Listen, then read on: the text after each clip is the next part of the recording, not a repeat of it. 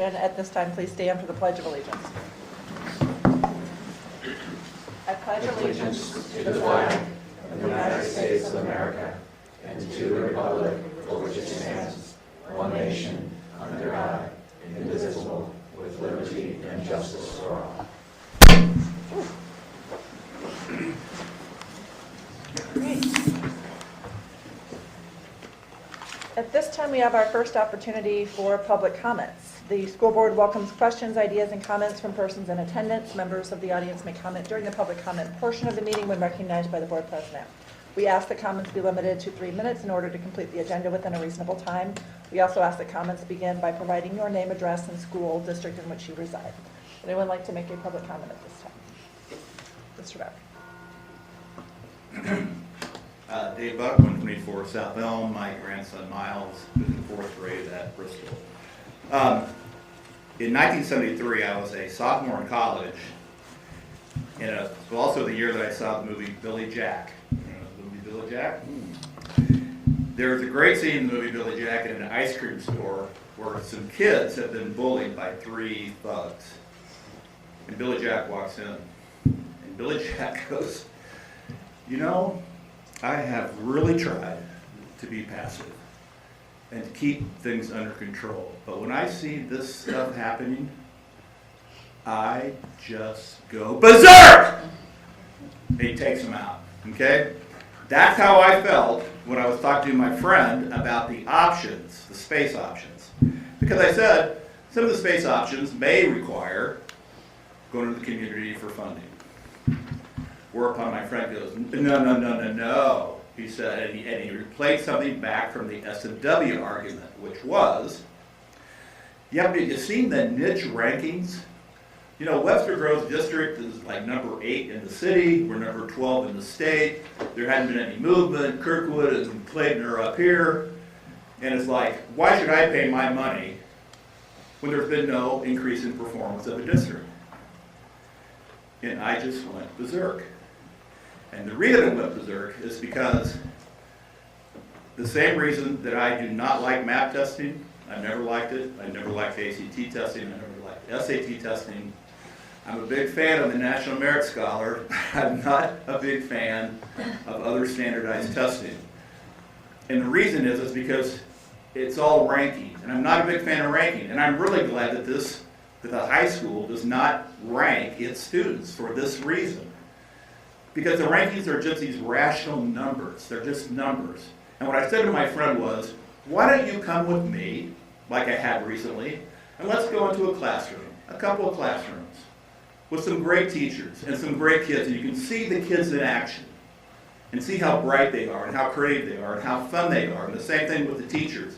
Why do you go to a high school musical, like Joseph, which just blew me away? It was just so fantastic. Why do you go to a sports events like that football game?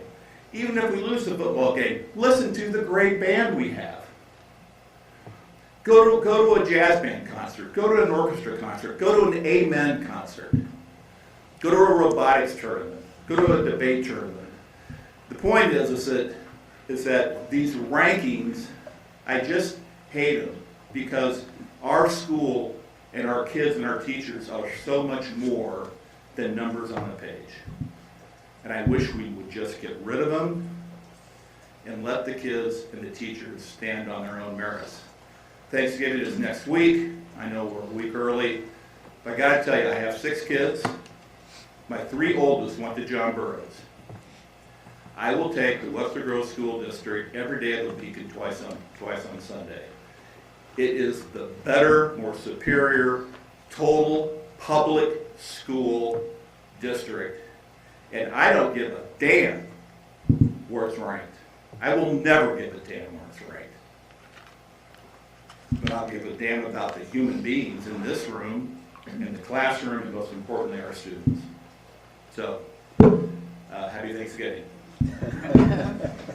Thank you. Anybody want to follow that? Any other public comments? We'll have another opportunity later in the meeting. Okay, celebrations from board members. Christine, you want to kick us off? I just wanted to say that I heard positive remarks from a Clark parent about an open house at the high school, particularly in regard to the number of academic opportunities her fifth grader is already dreaming big. I went to Dr. Kira Banks' presentation through the Webster Equity Bridge last week, and that was remarkable. And then kudos to our teachers, because I know conferences are in full swing at a number of schools right now, so thanks to them. Joe? I also went to the Kira Banks presentation, which was really, really good. And I went to the Sip and Savor Foundation event on whenever that was, last Friday, which was, I don't know how much money they raised, do we know? I don't know. Netted David, do you over know? 40. Wow. Which was a great event. Yeah. Obviously Yeah. made a ton of money. So Yeah. kudos to Becky Hauser for all her hard work in pulling that together. Congratulations to some of our Hickson High School band students who are in the all-suburban band. Made that. It's a big honor. Great. I also went to Dr. Banks' presentation. That's about it for me. Well, you and I Oh, and and the- Steve right. attended the, At what's it the, called now? The global- Let's Chat event Right. with the At board. the- It was not well intended. We had one lovely gentleman who came and Who spent is- some time with right. us. was But very nice. other than that, it wasn't particularly well attended, but we'll keep trying. Okay. David? So, I also went to see Joseph and his amazing Technicolor Dreamcoat, and I also thought that it was very good. It was very nice to see the music program and the drama program all working together. I just thought it was a great event, just a lot of people pulled together for that.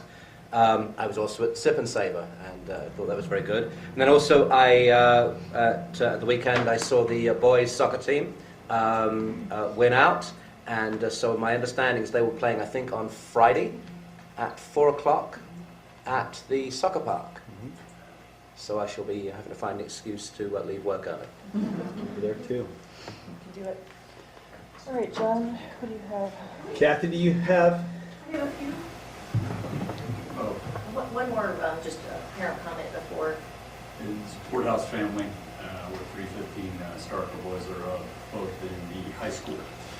We're here for a great reason tonight, but I wanted to take a minute. Andrew was one of those playing in one of the losing football games. Our younger son was at Pattonville, and play ended poorly. I was in the stands, broke his leg severely. I ended the game. It was fairly dramatic. Looking down at the field and thinking, who's that laying on the ground? And then Coach Kirksey started yelling my name. That's it's the one time you don't want to be called. But I want to thank the athletic staff and the administration of the high school. Their response could not have been more on point.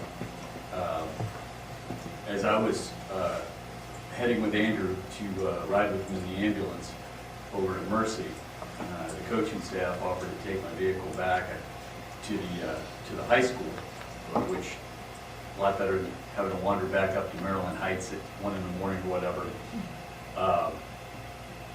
In the ensuing period, Coach Ice came by. To the ER. Dr. Urban came by.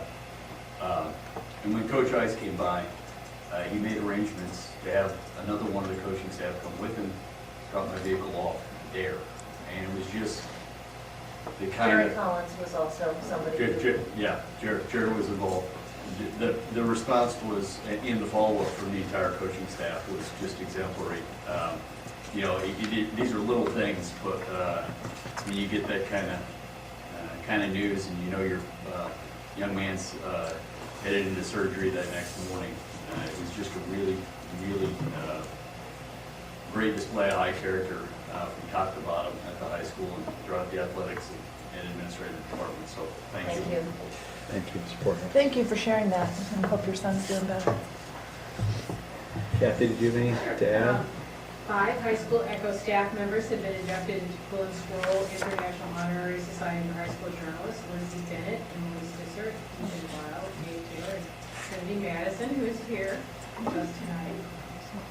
ECHO photographer Zeke Lamantia received first place in the Missouri Interscholastic Press Association's October photo contest. And we have 3 art students whose work was chosen to illustrate the postal fashion of 180 cases You will see that in the paper starting November 18th, and we will be on display November 20th to 30th at the History Museum. We are Katia Trakova, Sarah Morgenthaler, and Laura Johnson. Thank you, Kathy. A few more to add. I had a lot of those as well before we get to our special guest. Again, it's been a great season, a great fall in the arts. We mentioned a lot of those so far. We also had our boys swimming team. We had a lot of state, not champions necessarily, but people finishing in the top 8. A lot of individual swimmers as well as the team had a strong showing. We had a 23rd and 127th place showing at the state boys cross country, which was also great. Also wanted to give kudos to our Veterans Assembly. Each year our high schools put on a Veterans Assembly, and this past year, according to the folks who put it on, it was the best one going. We have over 60 veterans who come, and we celebrate them in a big assembly, and then they break into rooms, and so each of the social studies classes that day gets to listen to the story or stories from a variety of veterans, and takes away quite a bit. Also, the open house at Webster Groves High School was a tremendous success a couple weeks ago. The staff, the students, Nicholas was there performing along with some others, put on just a tremendous display for both the public and private school students who are exploring our school. So we'll have some kids that come from Hickson. We'll also have a number of private school kids that'll come just to kind of explore Webster Groves High School as an option. And they always put on a tremendous display, an authentic display of really who we are. So huge kudos to them. Now kind of want to move on to our special guest of honor. First wanted to recognize those here tonight are National Merit committed students and semifinalists. There's a lot of us in the room who are familiar with this particular honor, but just to be, you know what, Patrick, I didn't ask you if you had any additional celebrations. Actually, I had a few, but they're all said, so okay. all good. Thank you, Patrick, my bad. National Merit, there are about 1.6 million students across the country every year that sign up for this particular opportunity. These kids take a PSAT test, and it's highly competitive. These are students that are excelling academically and scholarly in all these different areas, and they take the PSAT. And from that particular exam, 50,000 are identified, and which is pretty elite company. You're looking at about 3% of the 1.6 million are identified for to stand out, and 2/3 of those are commended students who, while they will not move on in the finalist competition, they have an opportunity for some scholarships and through corporations and different businesses. And again, let's think about how elite they are at being in the top 3% of all. It's pretty remarkable. So tonight we wanted to honor those students who achieved this amazing status first. And what we do typically, students, is we ask you to come on up and just share a little bit about maybe what your next steps are, if you know, and then introduce those in the room who are here with you tonight. You don't have to give a big speech. I know some of you, I'm springing this on you. So just introduce, do you have any next steps? You know, if college is in your, is your path next year, or what you might be interested in studying, or whatever you got. So first, it's Jack Arbuckle. Yes. Jack, we got John on here.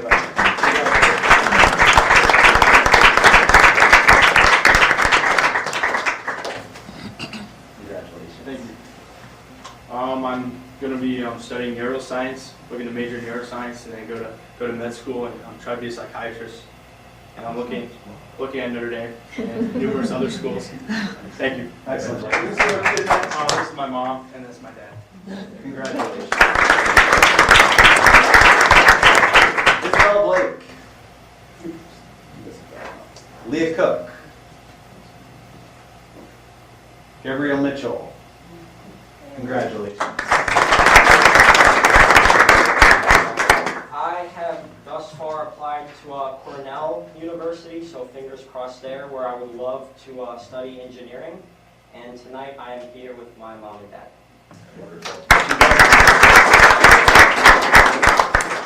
And Claire Burns. Next, we want to honor those students who are the semifinalists, who will move on to the finalist competition if they so choose to do. These are the 1%, the top 1% of the 1.6 million who competed in this particular competition. Again, amazing. You guys are each amazing. I want to recognize Nicholas Braun.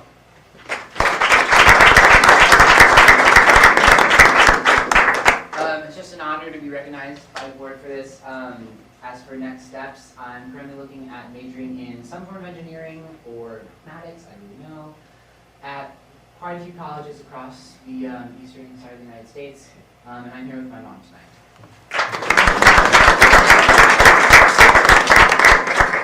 John Porthouse.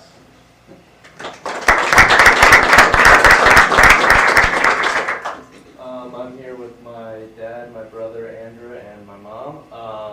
I'm looking at studying mechanical engineering at either the University of Texas or the University of Alabama.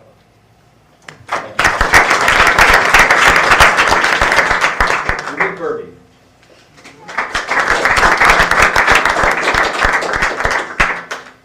I'm here with both my parents as well. I'm looking at a lot of schools, maybe Alabama as well, and I want to do either engineering or computer science.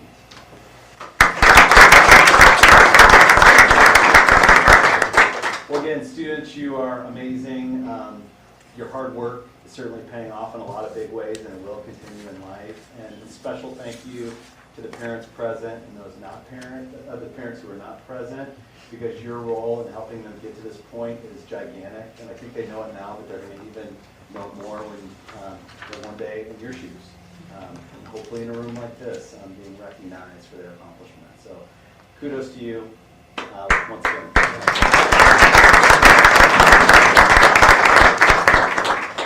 And next we wanted to recognize, last year the Board of Education, for the first time ever, adopted a policy that called for student advisors to the Board of Education.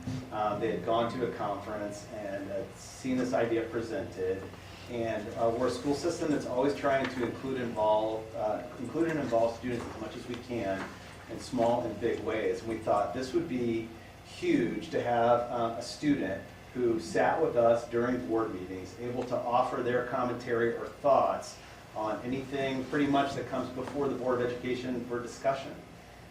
We had a number of students that applied last year, and one of the two students that ultimately rose to the top was Miss Trinity Madison. And Trinity, but Trinity is somebody that I had known for a little bit and have been on committees with in the past, but she has such a depth of wisdom and sincerity, and it's kind of who she is, kind of an old soul like that. But I think last year she really did, in a lot of different meetings, inserted her voice in ways that were very appropriate and very contributory to what our discussions were. And so we're extraordinarily thankful for you and the role that you played. And I'll also, if the board members, anybody, because some of you worked with Trinity last year, if you wanted to say anything to her, but I wanted to give you this, a little gift from us.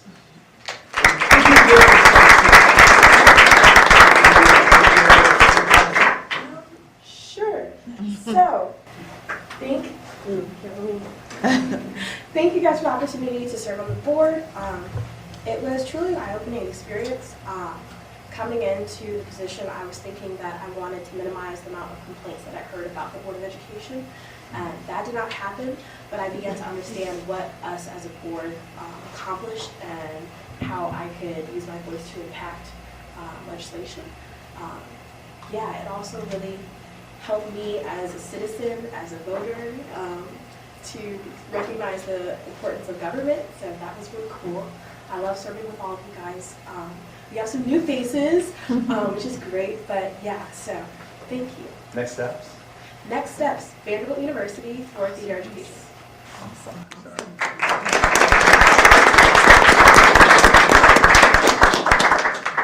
Thanks, Trinity. We miss you. You want to? Yes, you all are welcome to stay for this scintillating meeting of the Board of Education. But if you would rather go home and study or play Xbox or whatever, you are welcome to.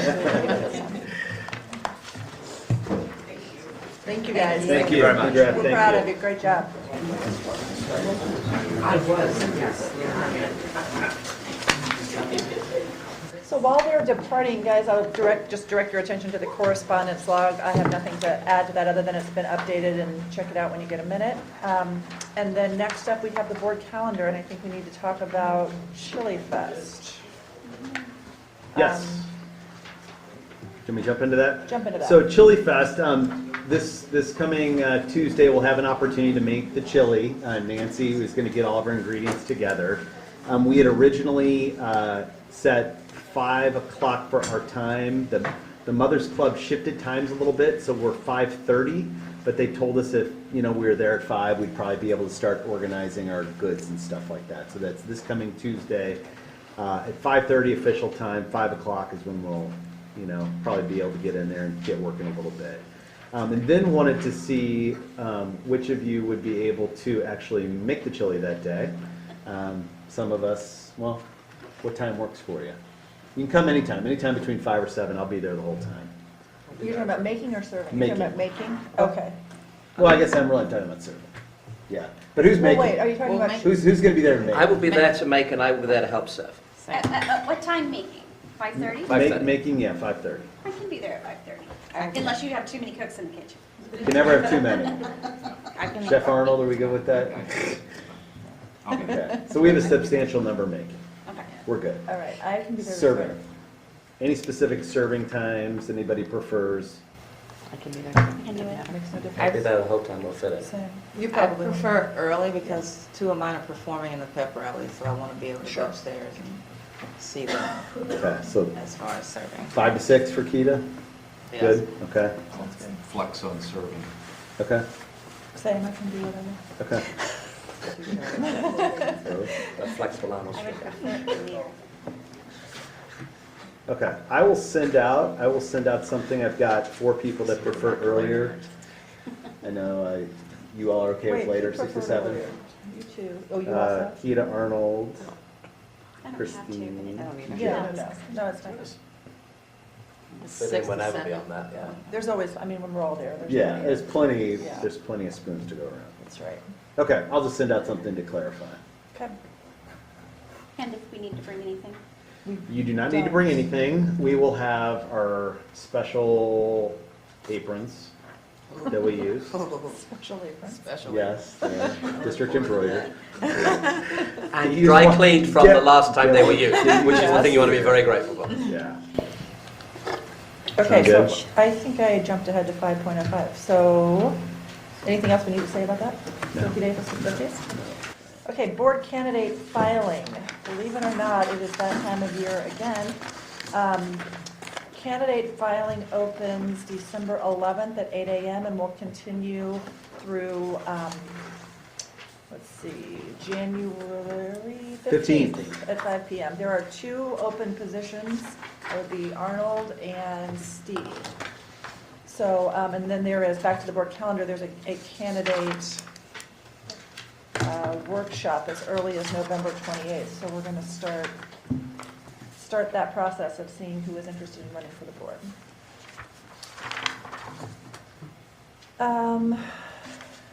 Anybody have any comments about that? Okay, enhancing collaboration at WGHS, Dr. Irvin. You know what? No, Sherry, you know what? We reversed them. Sorry, Sherry. We got to print these at the last minute. Okay. We had changed it, enrollment space update. Okay, So what I'm going to do is I'm going to connect with Scott here and just make sure our technology works. is this on here at all? Can we do this for that one? I probably saved that one. Do we do board? Okay, let's go to 5 point, I don't know. 5.07. 507. Yeah, no, I guess. Okay, 5.07, board policies. This is just direct your attention to the fact that there are some board policies that have gone before the policy committee for first read, or this is your first read, rather. We'll bring them to you again prior to approving them. Meanwhile, if you have any questions, let one of us policy committee members know, which is... I had a quick question. Yes, ma'am. When I'm looking at that and I see attorney comments, is that attorney comments that we then used to create, or is that based on what we had changed? It is MSBA's attorney comments. Okay, thank you. So they send us their proposed revisions, and their attorneys have looked at it before we get them. Thank you. Mhm. Okay. So now reports from superintendent and staff? Yes. Okay. Scott, are you there? Scott? Tim, I'm going to need your help getting Scott. Quick. See you all.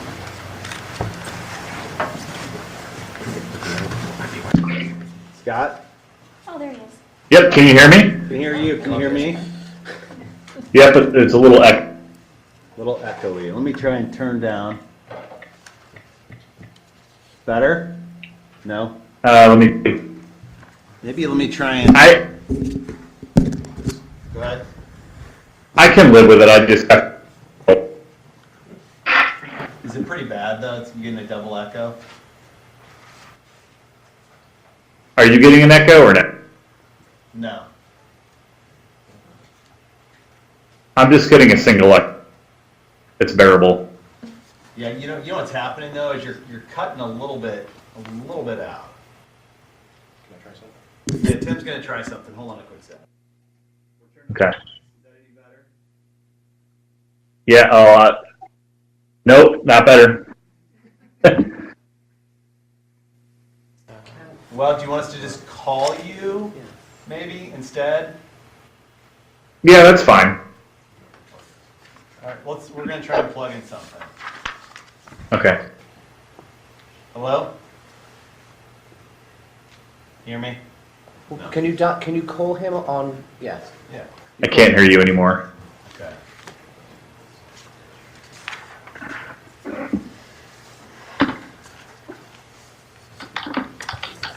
So there's nothing else on the agenda, you just enable it. That's it? Mix it up every week. So the week you were out, I think 2 hours. Okay, that makes me feel better. Steve's giving me some phone calls. Well, I'm just thinking, this is not here, so I'm like,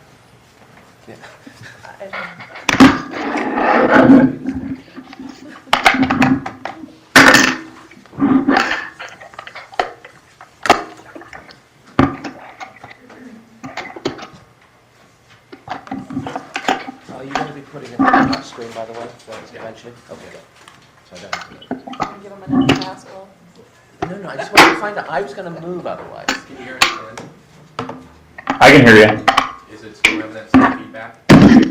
Yeah, it's still echoey.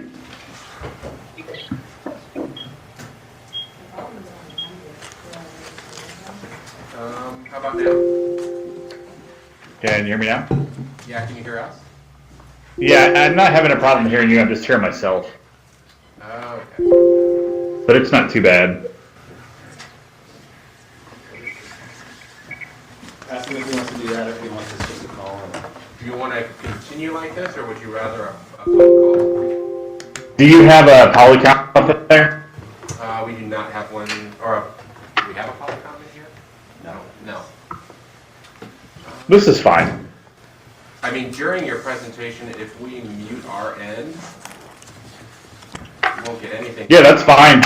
Because then we get that presentation and then we can do the phone call, if that works. No, we can just keep it as, if we just mute it during the presentation. Okay. And then take it off when I'm done, fine. Okay.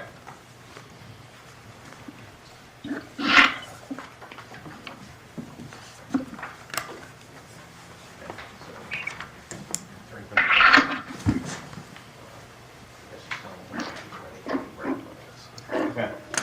All right, Scott, you ready to go? Yep. All right, you're on. Okay. Thanks, everybody. Thank you for the opportunity to do this remotely and not having to sit on a plane. It's always nice. Just as far as our agenda goes for tonight, we're going to just briefly go over the process in general. Then I'm going to take you through the option results, then we'll talk about next steps. Here's our overall planning process. Again, we kind of started in the beginning with our data collection. We had open houses and staff forums. We then had our space and needs survey, and then we had a series of focus groups where we kind of tested some preliminary options. We then took some options to the community. We had an online survey that was up for about 10 days. We had 3 different opportunities for people to come in and ask us questions about the process and the survey and share their thoughts and feedback about it. And here we are with some board discussion. Just a little bit more detail on the community engagement. We had our forums in September that helped us to inform the safety and security survey. We used the results of that safety and security survey, and that was the basis of the concepts that we brought to the focus groups for discussion. Those focus Groups consisted of high-level feedback around options to address existing and anticipated issues. We had our community open houses, and we used those to narrow down our possibilities to move forward with. And again, those were held on October 24th and 25th, and we had approximately 100 community members attend across those 3 meetings. Just to review some of the background information, because we have updated a few of the slides based on your feedback.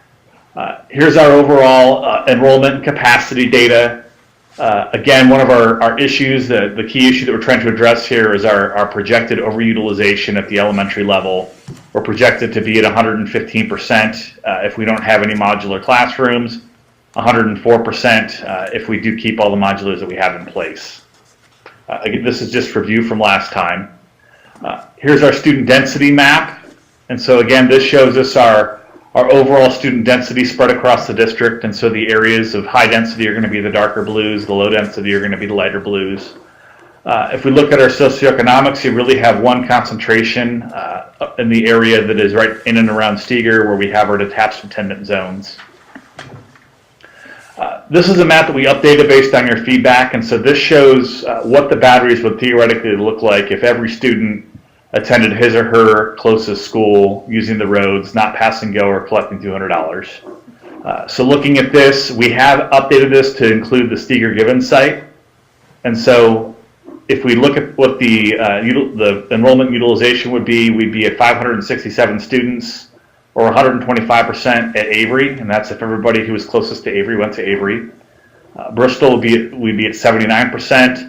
Clark would be at 93%, Edgar Road would be at 97%, Hudson we would be at 62%, and Gibbons we would be at 190% if we use that Gibbons capacity that we have of 132 seats. The other thing that we wanted to look at and point out is that we would be at 40% low socioeconomics SES at Gibbons, and we would be near 10% or under at all of the other schools. And so those detached zones that we have there are serving their purpose of creating some diversity in all the boundaries. Now I'm going to go through the results of the options. I'm not going to go through each of the options as they were presented, but I'll kind of briefly summarize what the options were. This is option 1. This option was very simply to just allow class sizes to increase by 3 students at every grade. If we look at the overall feedback from the community survey, we had, I believe, close to 800 respondents fill out the survey. And if we just look at this, the way that we're showing this is that strongly support and support are going to be in blues, and do not support and strongly do not support responses are going to be in pinks and reds. And then if anybody chose neutral, it's going to be in gray. And I do want to point out that we asked for this question everybody to rate each of these options independently. And so they can support all of them, or they can not support all of them. And then we have another follow-up question towards the end where we ask them to select the preferred option. So when asked to rate this option independently, we had less than 20% of the respondents supported it, and almost 70% oppose it. So not really surprised here. This is in line with what we heard in the focus groups, and looking at the overall sample in general, it's aligned with that. Some of our comments that we had, both for and against, our low class sizes are what draws families to Webster Groves. The individual attention the teachers are able to give students with low class sizes is very important. Students would not benefit from this change. This is only a temporary solution. And then somebody pointed out that Gibbons is successful with higher class sizes, and other people like that this is a low cost solution. So moving on to option 2, this option was to construct additions at Edgar Road and Clark. If we look at this, we had almost 60% support and a little less than 20% opposed to this. The comments that we got were, we like that it's a long-term solution, dislike the zoning that may be required, but understand the land constraints of the other sites.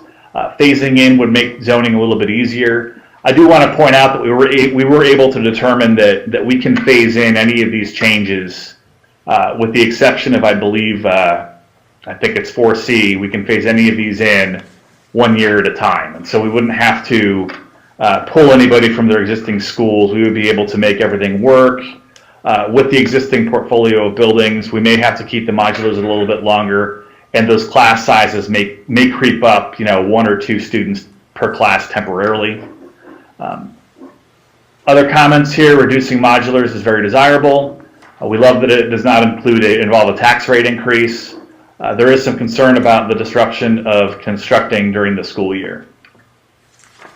One thing that I do want to point out about this option is that when they presented it, we had a caveat in here that it would likely would have a no tax rate increase associated with this. So this would be under that threshold. Moving on to option 3, this was constructing a large addition at Hudson and having a school choice magnet program there. We didn't have a whole lot of support for this. It was a little bit more split than option 1, but we had roughly 32% of the respondents support this. Close to 40% oppose it. Some of our prevalent comments, Hudson may no longer be viewed as a neighborhood school, and community schools are very important. Hudson is already under-enrolled and is concerned that a magnet program would be difficult to fill. Some of the positives, Hudson site has ample room for this addition. Choice is desirable for some families.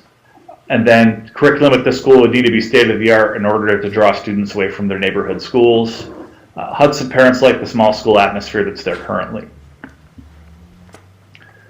Okay, moving on to options 4A, 4B, and 4C. All these options are companion options that would go with either option 5 or 6, and so these are all different ways that we can utilize the Steger facility to serve elementary students. And so option 4A is converting Steger into a standalone elementary school with an attendance area. 4B was to expand Givens into Steger as a K-5 lottery or choice school.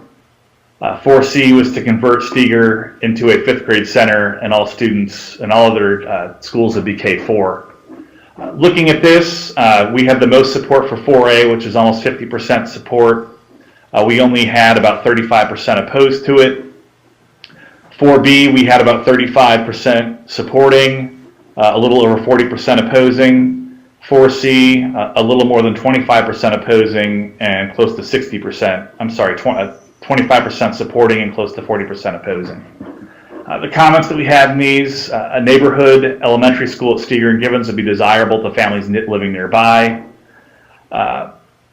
Some people, would a larger Givens be desirable enough to fill the entire building? That's kind of the same sentiment that we saw with that Hudson option. Concerns about the socioeconomics being skewed if Steger were an elementary school. Transition to 6th grade is already hard for some families. There's some concern about making the transition at 5th grade. So this is relative to option 4C. Then extensive rezoning is also a concern. One thing that I do want to point out about these is that if we look at them, kind of in total, they're different options and they all kind of steal support from each other. And I'm going to kind of illustrate that when we get towards the end. But if we look at option 5 here, option 5 is to construct an addition at Hickson for 6th grade. We had a lot of support for this. Almost 65% of the participants supported this. A little under 25% opposed it. When we presented this to the community, we had the note in there that this would likely have a tax rate increase that would be above the threshold where there would overall increase taxes. Since we've done this, Bruce has been able to kind of dig through the numbers a little bit better, and he's able to find the money to support this option and have some money left over for some safety and security issues and still stay under the cost threshold, which would require a tax rate increase. And so that's one thing to think about when you look at this. Is one of the comments here is that the cost is higher, and that that may be that may be indicating that we have we may have had this higher than if we did not have that note on there when we presented it, because this was presented as having a clear tax rate increase. Other concerns that we have here is having 6th grade at Steger allows students to have another year of class without the stress of a middle school. This would limit the number of transition students would have to make, and so we wouldn't have that 1 year at Steger. And this would create a more traditional middle school model. So moving on to option 6, this is the one that got the least support, and so this is the option that would move 8th grade into the high school and move 6th grade into Hickson. And so the high school would be 8-12, Hickson would be 6-7, and then Steger could be converted into any of the options that we have for option 4A, 4B, or 4C. Again, this was I would say near universally hated option. This is the one that we gave everybody to hate. Some prevalent comments here. Mixing 8th graders and 12th graders is not desirable. This would also, something that's positive about this would allow 8th graders access to more classes and opportunity for advancement. It's a creative way of using existing space to solve the problem. And again, concerns about the developmental differences between 8th graders and high school students, and that is too great.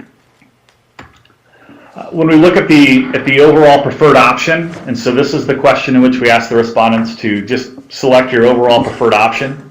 And so the way this was structured is that you could pick option 1, 2, or 3 that would stand alone by themselves.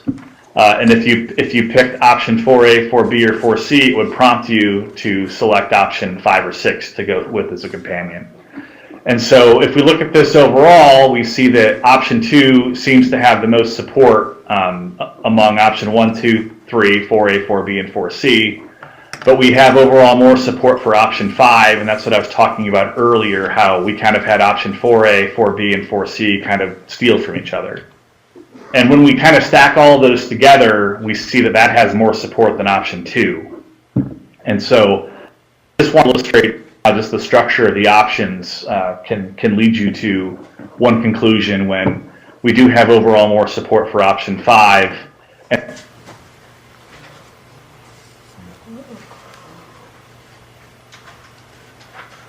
Hey, Scott?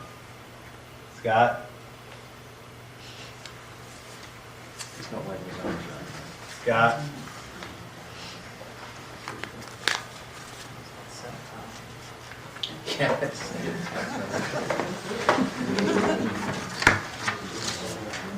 Scott?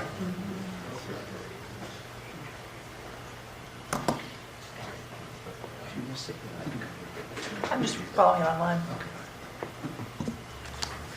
But thank you.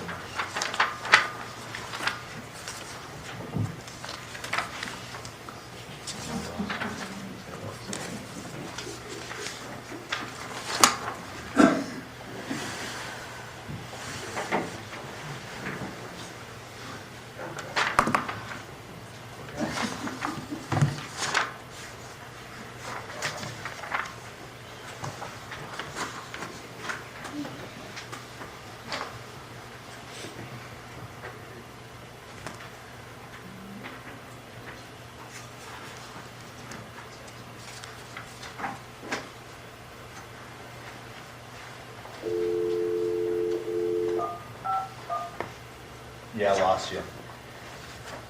Hello? Scott? Yep, can you hear me? I can hear you. I can hear you. Okay. So you're back up on the computer now, so we lost you about 2 minutes ago. Yeah. No, go forward. I can hear me. He needs to stop from sliding one Let me just call that 510 number. Is that cool? Yeah, you can try calling back in. That's fine. Okay. I'll call the 510. Okay, sounds good.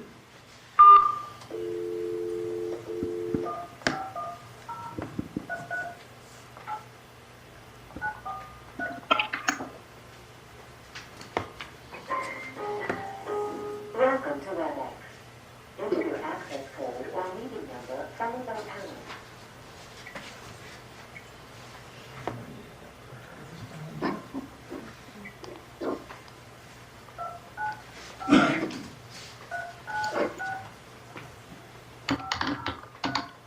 Enter your attendee ID number followed by pound. If you do not know your attendee number, press pound.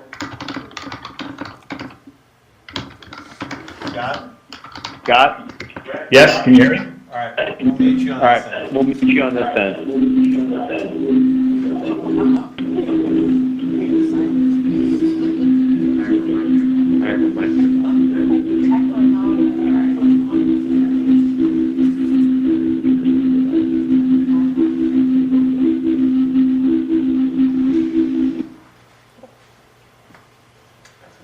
Can you hear us?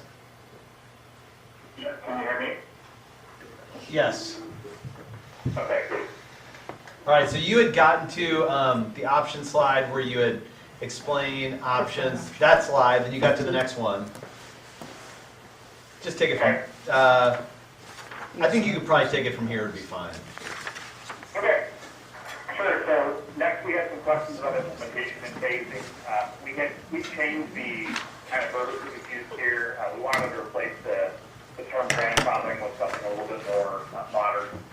And so what this is this is how people react to the ideas of having students finish out their current school. We had the vast majority of people that were supportive of having the right fifth graders finish their existing schools.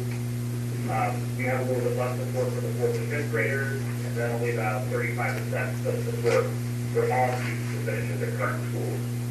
And so people seemed okay with changing schools. They, if they have the opportunity, they would like to stay. Siblings, we saw a very similar pattern. We saw a little bit of support for kindergarten through fourth grade students remaining in their schools long until their child in the home is also attending. So when we start to lose support as we go lower, which I was a little surprised. I thought we'd have a pretty consistent support for being accessible going throughout those. One other question we had, this is a first choice question, is I would rather either remain at my current school knowing that my child may be in a modular or change school going to the permanent space. We had 156 spots that we want to stay and possibly be in a modular, and we had 129 that want to change school going to the permanent space. And so just a little bit of feedback on there is very helpful.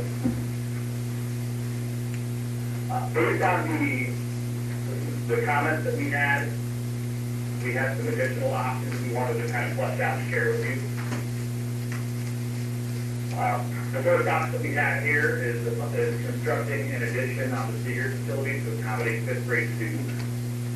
So this is the same format that we showed all the other options in. And so what this would do is we need to put an addition on the Seeger at a cost of approximately $21 million. Our spend of rezoning required, the balance would be low. Number of students rezoned would be low. Spend of phasing in would be high. Longevity would be beyond 2022-23. I do want to point out that this option does not address the overutilization that we have at the elementary level. This is just something that would be a companion to options 1, 2, or 3. So what it does do is we do develop some benefits and challenges for this one. The benefits of your Seeger to make this existing easier. The students are developmentally similar. They provide fifth grade students opportunities to access electives. The space will be freed up in each elementary school. It will allow the school staff more time to better know the children, and it may increase parent involvement in Seeger. One of the comments that we heard in the focus group sent from the community is that from a parent involvement standpoint, some parents tend to kind of check out of Seeger because it's only for 1 year. And so this is something that may address that. Looking at the challenges to this option, the educational programs at these 2 grade levels currently differ. We would have increased enrollment by 5th graders, and they come with some operational costs. Opportunity for siblings to walk or ride to school diminishes, and it could be a hardship on parents. This is a big one. We could have an increased traffic flow to the school that would require increased funding. Considering the Seeger and Gibbons with the least favored option of the 3 presented, if Seeger and Gibbons, so Seeger and Gibbons, if we move 6th grade to Hickson. So that's the correct option for C, being the least supportive of all 4s. This would require us to have to do a bond issue to provide funding. This is very likely to be a tax increase. Would not be able to be implemented until 21-22, and alone doesn't resolve the shorter near-term crowding and Metro Road, Avery, or Clark. Students would need to remain on site during the construction and Seeger. Thank you. Another option we developed was the idea of creating 2 standalone middle schools, one in Seeger and one in Hickson. Which again would require either options 1, 2, or 3. Capital costs It really depends on where we go with 1, 2, or 3, but we may have some operational one-time costs associated with establishing these programs at these schools. We don't have a big capital expenditure like we do if we're going to add on to Seeger. Extended rezoning, lower elementary, high and middle, because we have to create a new zone. Number of students rezoned, again, be lower elementary and high and middle.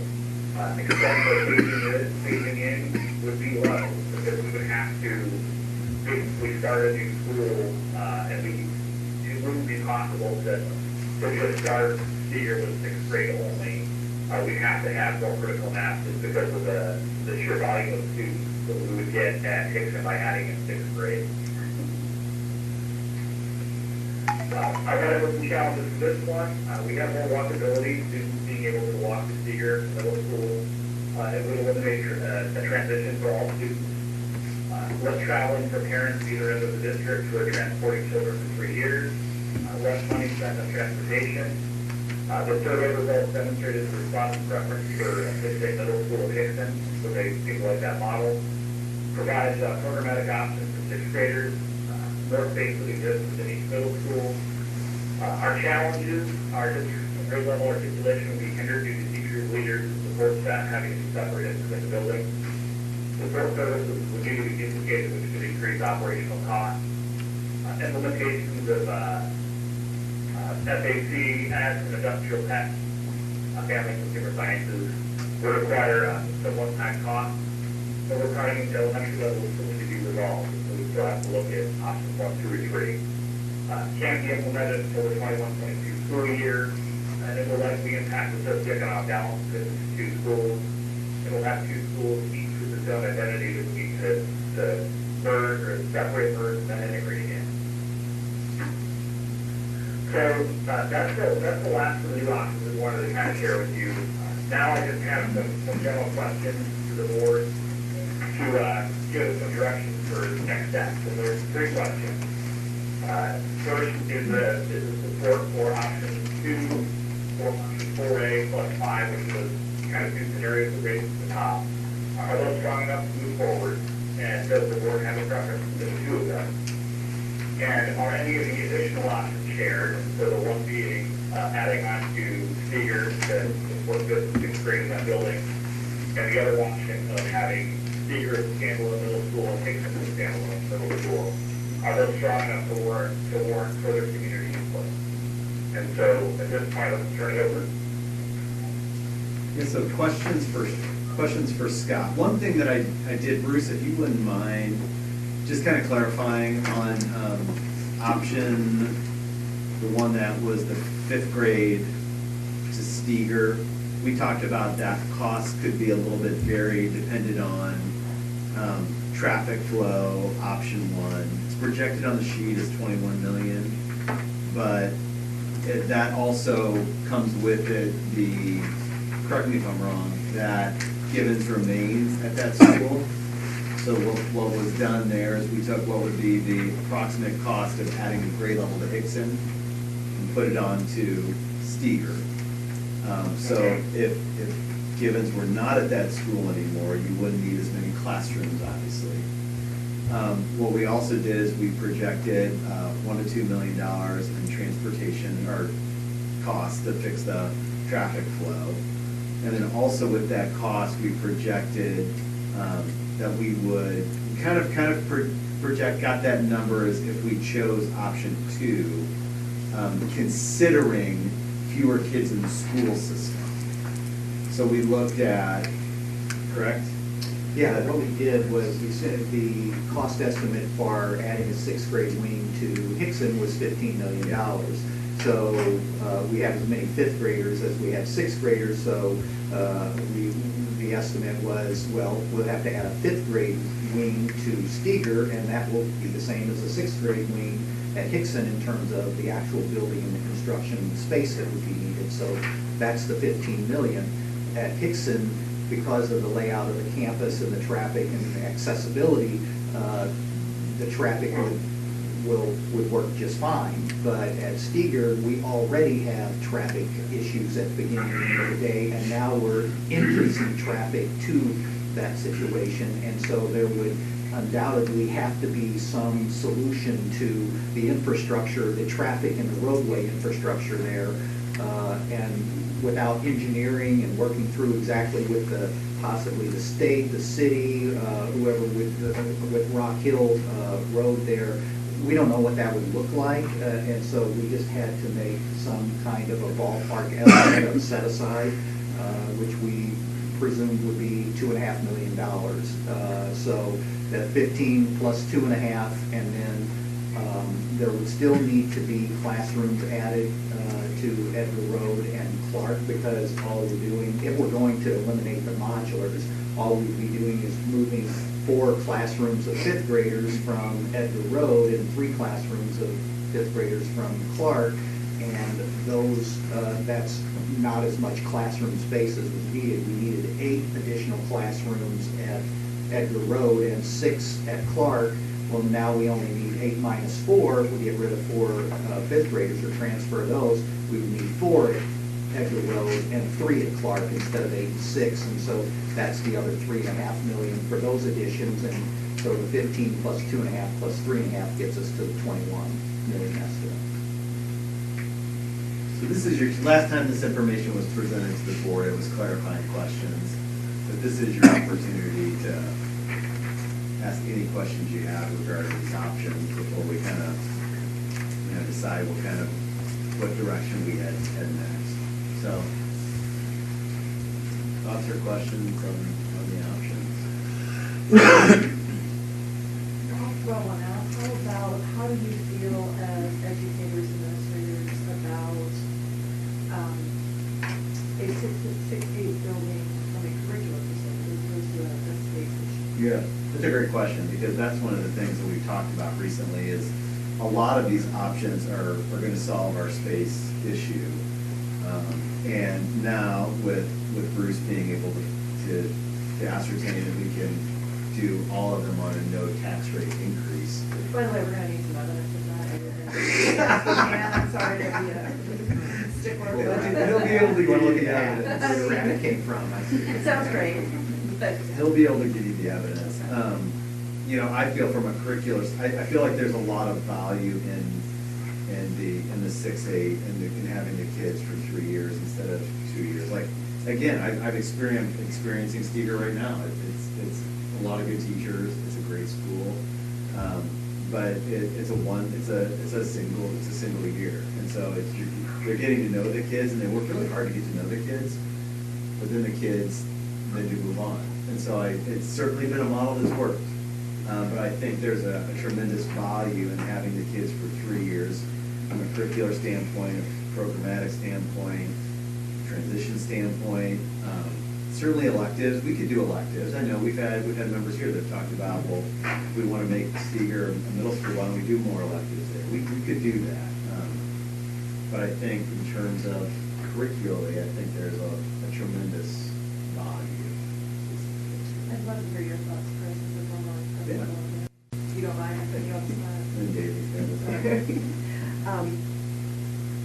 I'll echo what John said. I think there was huge value from a social emotional standpoint having that 1 year option, and fantastic teachers who work very hard on their craft and their content areas. That was a given. I do think that there would be a lot of opportunities with a 6-8 configuration, and we would be able to expand upon what's already provided at Hickson for our students, and really develop a true middle school component. Really look at giving them those opportunities to really explore at that age, which is what middle school is meant to be. So, I spent a decade there, and I loved that time, and there were huge advantages and benefits. Looking at it both sides, I could see huge advantages having a consistent 6-8 center too. So one of the things that I remember a few years ago when we discussed this was the idea that whilst there's obviously some great positives to having 6 to 8, reducing the number of transitions, a lot of evidence suggesting that that is, for the students who are going to otherwise struggle, reducing the number of transitions is absolutely going to improve the outcomes there. One of the concerns that was raised was the idea that mixing 6th and 8th graders together, pretty much the same as we saw the idea of mixing 8th grade with high school. And I know that one of the things that that was talked about there was the idea that within this 6th to 8th grade environment, whilst you have some shared space in terms of the dining halls, in terms of sort of the use of sort of some of the bigger spaces, you would still be able to keep 6th grade would be a cohesive unit within that larger building. Is that still something that's envisaged here as you talk about that option? Yeah, absolutely. I mean, it's kind of even like how 7th and 8th grade is now. Aside from some electives, they're on separate wings of the school. And so, yeah, so it would be designed to keep them secure. But again, I think, so you would have separation for 6th graders, but I think there's more worry for some here because it's unknown, because it's 6-8 everywhere, and so I do think that there won't be it won't be as dramatic for the children, but there will be intentionality with separation, but it also allows for more commingling, like for kids that are, have different needs, are more advanced, they'll have a better range of academic offerings, and a wider choice of electives, so you have the kiddo who maybe is a little bit accelerated, who can take a more accelerated, band option too, so.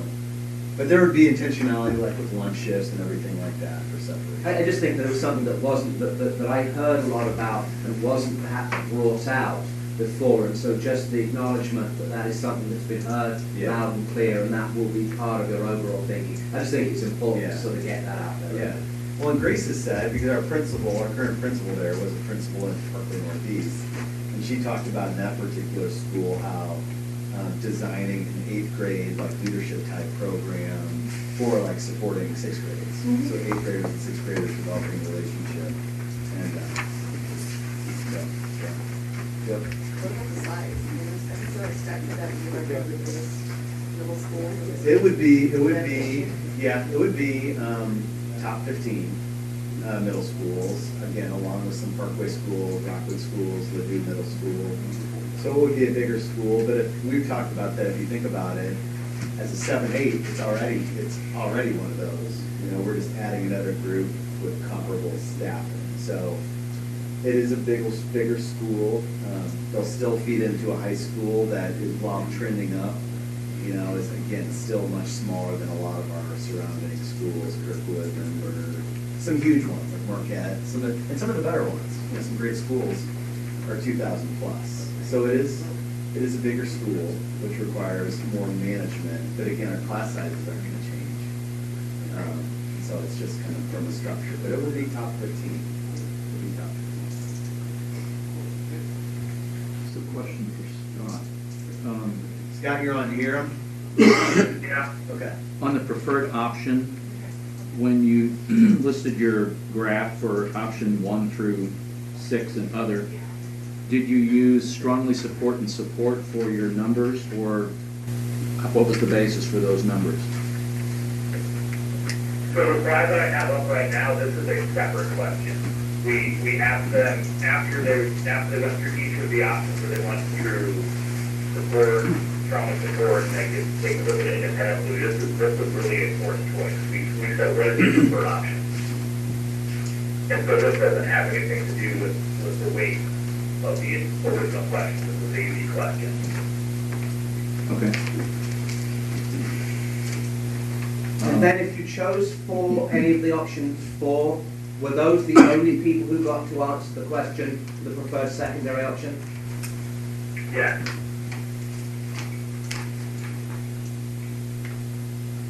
Because options 1, 2, or 3 did not require one of the secondary options.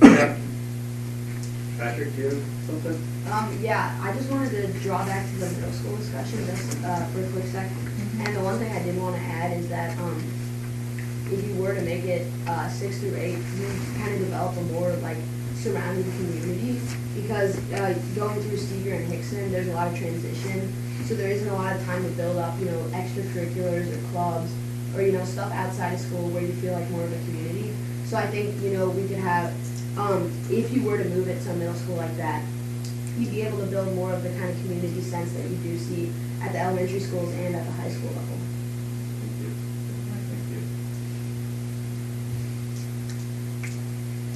You know, one of the things that I read in the comments of what people were saying, like one thing that came up was, obviously, they didn't want to have class sizes increase. They thought that was something that should not happen. But some brought up the use of Ambrose as an alternative to thrown in the mix of how to use that or utilize that space, or to relocate the early childhood education to another area. Just throwing that out for discussion. The other thing was, and these are things that we need to talk about, that also was mentioned, are the children of teachers who live out of the district. Is that something that we want to broach or not broach? I know that in the scheme of things, it settles itself out, but in the perception of the community, if we are allowing that to happen and we're saying we have higher class sizes in certain grades, how does that impact? Something else to talk about there. Scott, do you want to talk? Because those came up during focus groups, and we've talked about them a little bit. Do you want to touch on any of those from your perspective? Sure. So let me, as we were talking through that question with the focus group, we pretty much got unanimous support from all the focus groups. I think with the exception of one person that were in favor of allowing staff to have their students in the schools. So to keep the survey as short as possible, because we wanted to get as much turnout as we could, we did not include that question because of that feedback we got on the focus group. To go back to your first question about Ambrose, we did talk about it. We didn't really flesh out an option because it wasn't really large enough to solve the issues that we had at the elementary level on its own, and there are just sections of the building that aren't there. Correct me if I'm wrong, John, but I don't think it has a gym. It's really small. They do. Yeah. And it serves as the cafeteria too. Go ahead, John, you can take this one. No, I was saying it serves as the gym and as the cafeteria too.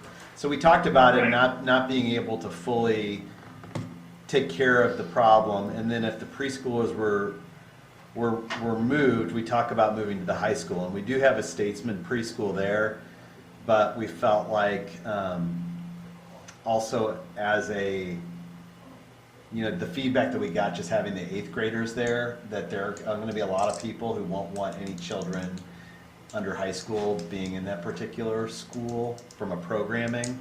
We also talked about you'd have to relocate, because I heard from a couple people, and one of the ideas was to relocate the industrial tech area because it is a huge square footage. And the thought was to just have the kids go out into community to do those classes, but there's a number of kids that take those classes, and we've recently invested in that space, and that's not the reason to keep it, and that just wouldn't be the best space for the preschool. I would say similarly that at Ambrose, they've invested in making that a place for pre-K in terms of the kitchen and the outdoor play space and all of that. Yeah. So just a thought. Yeah. And we did from a number standpoint, so we do have about 80 staff. Kind of Scott said, that came up loud and clear in the focus group feedback. And, and it was like, if we're able to attract or retain teachers because they're able to bring their kids here and not worry about stuff, then it's worth it. I certainly understand the argument otherwise, but again, when we looked at the numbers are so small. Yeah, and I realize the numbers are not what I would say significant because they're distributed amongst the district. I don't feel to me personally, I don't think it's a a draw for people to come here, because we used to not have it, and people came. So is it a thing in retaining staff? I don't know that it is, in my personal opinion. I think good salary and good climate is what keeps people. And that they know that they are appreciated and that they can do a good job where they are. You know, I think one of the things that, as I look at the buildings, that really kind of plays into all of this is, you know, our buildings are old, and our buildings need work. They are not, with the latest buildings, what, 1955? And so they all need work, and I think one of the things the community, I would really encourage the community to understand is that there are trade-offs that we have to make related to these kinds of situations. And I think there are trade-offs that have occurred over the course of history within the school district. It's easy, I think, to look back and say, well, that was a silly decision to sell a building, or we shouldn't have done this, or we shouldn't have done that. You know, people at the time make the best decision based upon the information they have. And I'm sure in 25 years, people will look back at the decisions that are going to be made here and go, well, what in the world were they thinking about? And so, and people may say that in a couple weeks. So, but the point is, you try to exhaust as many possibilities as possible, and we are where we are, and we have to deal with what we have to deal with. We also have to deal with safety issues. We have to deal with the age of buildings. We had a report that Mr. Ellerman gave that $50 million worth of projects could be completed within the, what, how many next years? 20. So that's not a lightweight kind of number. I guess some of the other things that I would just want to lay out on the table is we talk about, and I know Scott talked about this too, about trying to keep a balance of socioeconomic and diversity. And while I think that's a good thing, and reading some of the comments, many of the parents want to have that kind of environment, who are the kids who are moving to go create diversity? And they're being bused. And is that fair to them when they could walk to a school and go there? So I'm just broaching the question. I'm not saying one way or the other. I have some opinions, but is that the best thing for kids now? You know, we say, well, we might have, if we went to a 2 middle school concept, where actually some people also said, look ahead, don't just try to settle this and 2021 and 21-22, look ahead. Where will we be if continued growth happens in the school district? And we have now a need to expand Hickson even further if it's 6, 7, 8. So I'm not advocating splitting the middle schools up, but Steger used to be a junior high school, as Plymouth was over here, which doesn't exist any longer. The point being that will have more of a, Hickson would be less diverse than that school. A lot of schools are like that around the nation, you know. Kirkwood's like that. Lindbergh's like that. All of the school districts who have multiple middle schools or multiple high schools have some populations that are more diverse than others. Our elementaries have that. So as much as we've tried to create that, to what benefit and to what drawback has it been for the students, is what I would ask, and their education. Kitty. I sort of kind of to piggyback on his question, is there going to be, with the data that we have, is there going to be a need to expand Ambrose? I mean, are we looking past the current needs? And once this big group of kids, you know, gets to junior high, you know what I'm saying? Eventually they're going to keep moving. So yeah, we can fix the elementary schools, but they're still going to keep moving. So I'm kind of with him on that. Well, we kind of need to look ahead, and we also need to look at possibly expanding preschool and all that. Right now, our data, you know, we've only got 5 years of birth projections, and I recently contacted the Department of who do I contact? The Missouri department that gives us the birth data, that'll give it to Dr. Coffron. And so I'm hoping that in January we'll have the next year of birth projection data. We don't have right now huge waiting lists for our preschool that would necessitate us to be thinking about additional preschools. There are a lot of these options that we've talked about in-house that would provide opportunity possibly for additional space that we could look to expand our preschool. We'd have to talk about how to do that financially. But I think that's something we want to move towards. They're currently, so we're doing some things to try and to get more kids in the preschool. Right now, there's not a real pressing like waiting list that would prompt us to have to act. I guess my next thought though still would be eventually all the elementary kids are gonna keep moving. So, Yeah. you know, is that gonna start creating a problem at the junior high level and Yeah.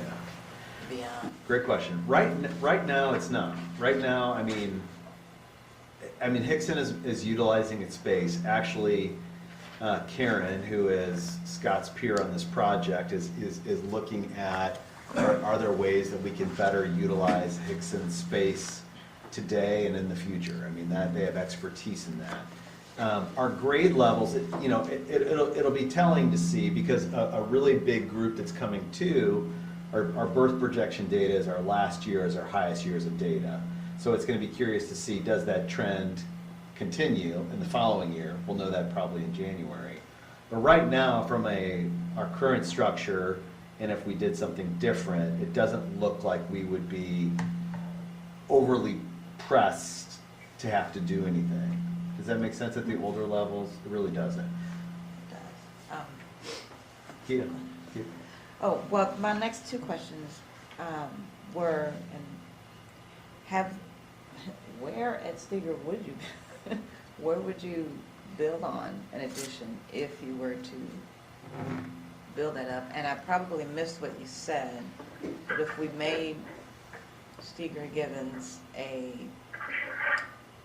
K through 5, did you say that we would be getting rid of, like, would there no longer be the Givens component of it? No, or that it would be two different schools? Well, that still has to be fleshed out. So as far as building onto Givens, there's space that exists, some space that exists in the courtyard.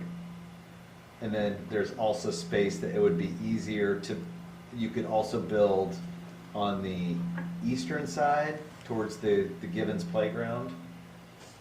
Or you could certainly build to the west, but again, you'd have to think about, it's already kind of limited in terms of parking. You know, like I go there, and I'm sure you've gone there, and you have to park on the other side of Rock Hill for some events, if everyone's there. There's space. That's the thing Scott said beautifully one time. It would be great if we could take Hudson and Steger and flip-flop them because of all the land that exists there, but it's hard to use that land in the back. That's a big hamstring that we have with the creek that runs through and then the trouble with possibly traffic in the back. It's just, that's tough. As far as Givens, right now, the options that have presented all include Givens.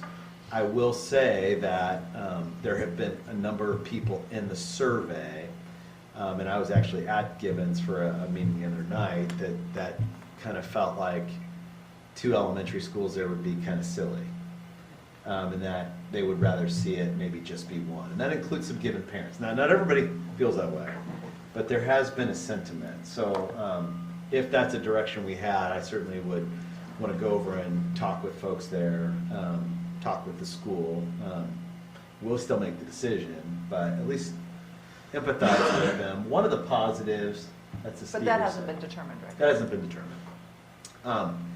I think one of the things is what Karen has been able to determine, and Scott said earlier, is that we could, with a reasonable level of increase, and with keeping the modulars, phasing the modulars out, unless something really crazy were to happen attendance-wise, which we don't anticipate, a kindergartner starting in the Webster Groves School District in 2021 could finish in their school if they so choose. That's pretty generous. you know, but from a spatial standpoint, we could do it. That includes the families at Givens, as well as the people in the other schools. So that gave me a level of, because I know that's a big deal. Instead of taking their child out in 3rd or 4th grade, we could say, if they start in 2021, they can finish. Again, we'll be living a little tight in some places.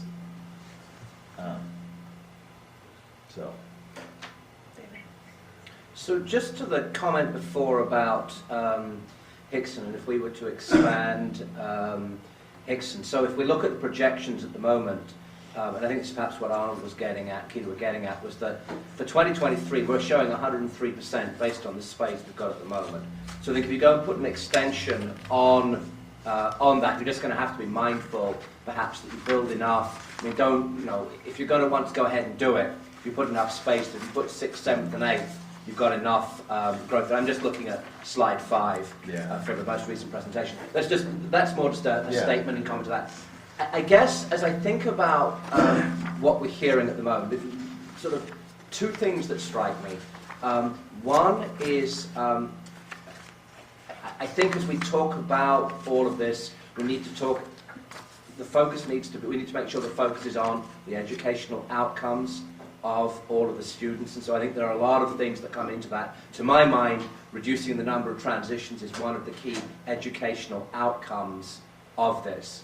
The other thing that strikes me from the and I didn't go to all of the initial presentations, but one thing that struck me was the amount of times that the safety concerns was something that was very prevalent in the presentations that I was at, and also what I heard.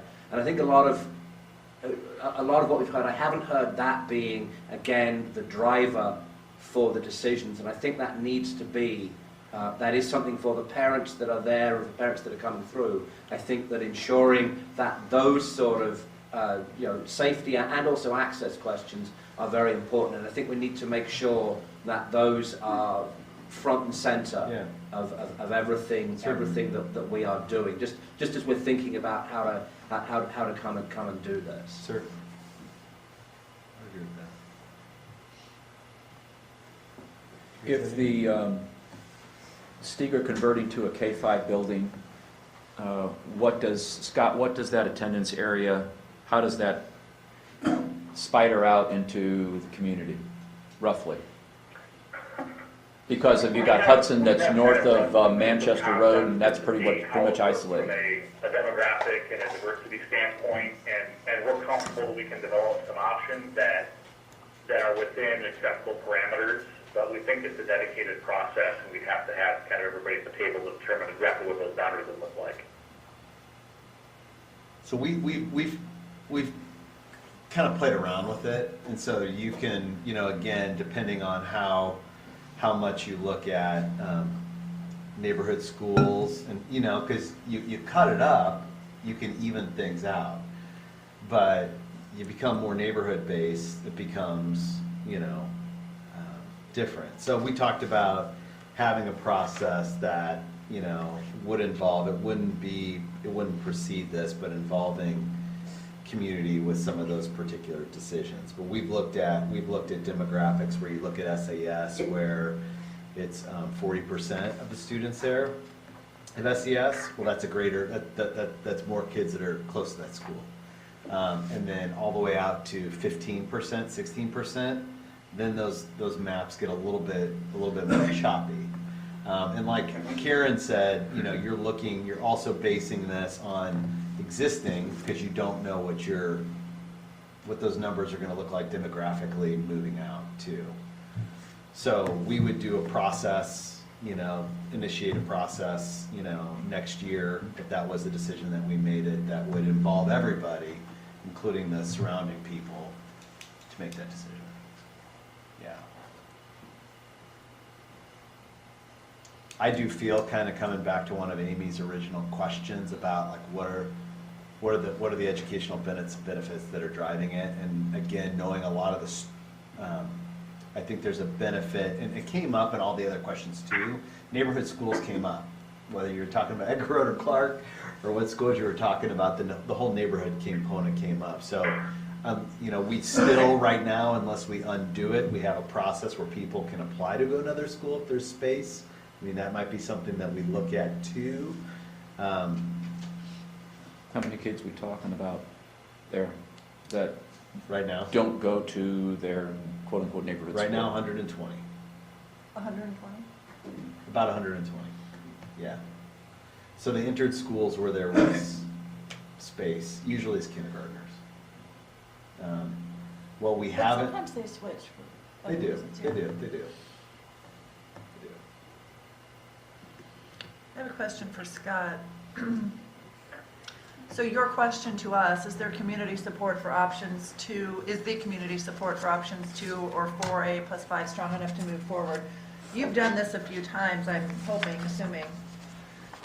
Do you typically have, it sounds like we have consensus of like in the 60% range for either of those two options, right? It's about 5. Yeah.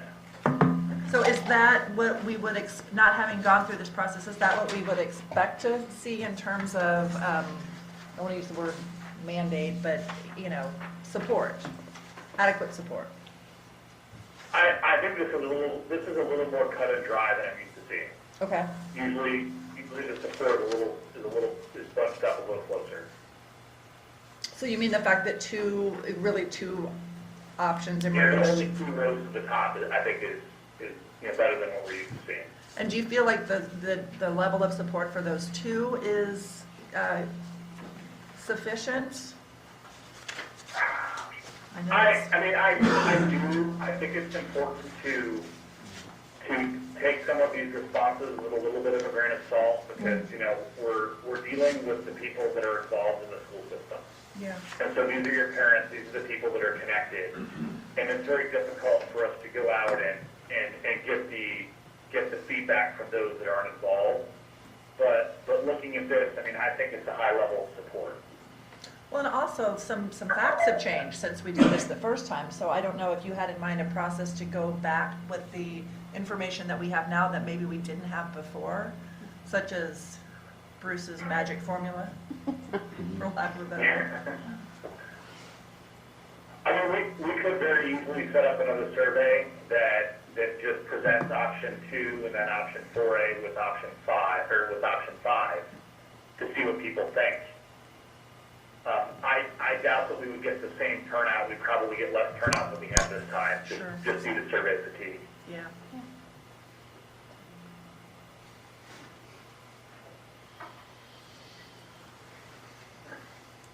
Does that answer your question? Yeah, it does, thanks. Okay. So what you need from us is for us to say, do we want to move forward with 2 and 4A plus 5, or do we want to go and further explore some of the other options? Is that right? Correct. Okay. Anybody feel like the additional options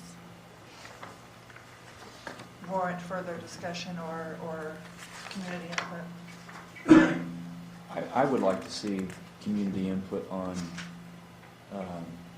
2 middle schools. I agree with that. I'm curious about that option. Okay. You hear that, Scott? Yes. Okay. And that being said, looking at option 2, enrollment counts, and I've read this in the comments also, that Avery is still a school that will have needs. And Well, through all the rezoning, they'll be freed up. They'll have space freed up. Is that what you're saying? no, that, you know, I was just looking at that, if this was just Edgar Road and Clark additions, that Avery would still have needs as it's in the red for projected There would have to utilization. be some rezoning to relieve Avery and option 2. Okay. There would be rezoning. So what we'll probably do is what we're planning on doing, what we talked about doing, is that if you felt strongly that another survey was necessary, we would probably make this the final survey, just because like Scott said, survey fatigue.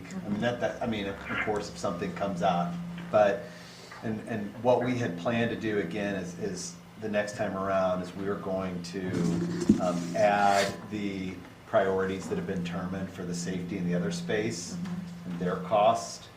And then what we would do is we would include that along with the other possible options and what their projected cost was, and kind of get that final round of feedback before we kind of move. Now, one of the things that we talked about from a timing standpoint is this will again, we're trying to get this accomplished by January, so we can try and move on things that we feel are necessary. We'd probably have to have a board meeting the Monday after Thanksgiving to come back, because we'd have to create the survey pretty quickly, get it out there for a decent amount of time. Because following this, once we get the direction, once the board has the direction on, let's see what these look like in a more developed form, which would be ideal if it was just one, but maybe two, shoot, maybe it's three. We need to go through the building advisory and then the finance advisory committee to develop,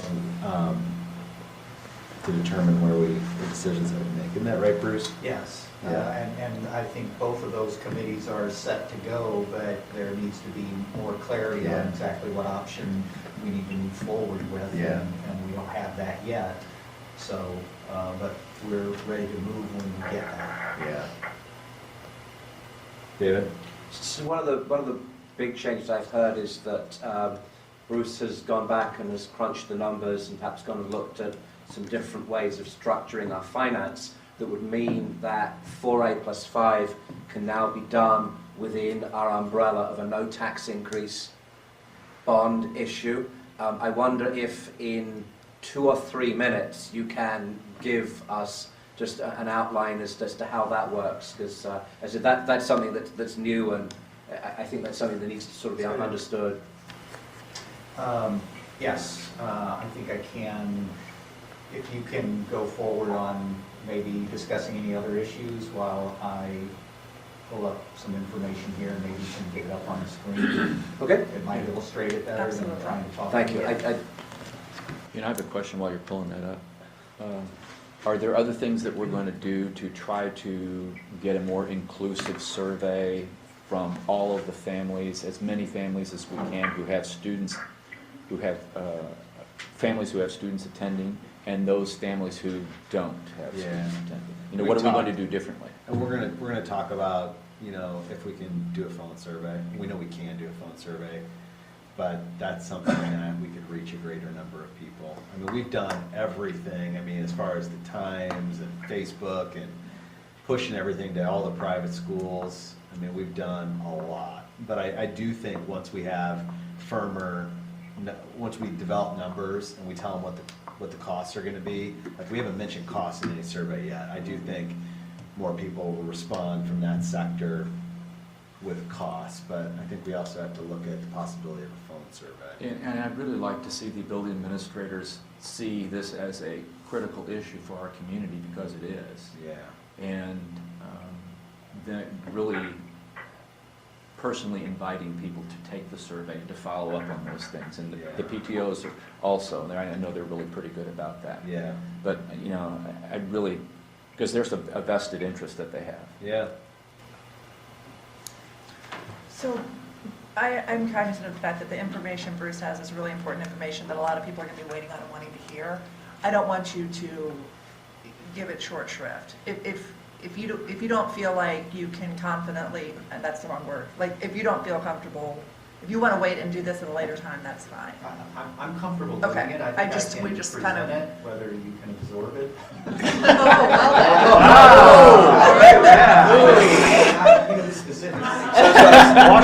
Can be absorbed as it can be presented. So if we can get this up on maybe the full screen. What's that? Okay. Do you want to come out? No, I'm fine. So this is an analysis of the debt service fund, which pays the interest and principal on the district's outstanding debt. The green line here is the projected revenue at the current tax rate. So you see our total revenues is the green line.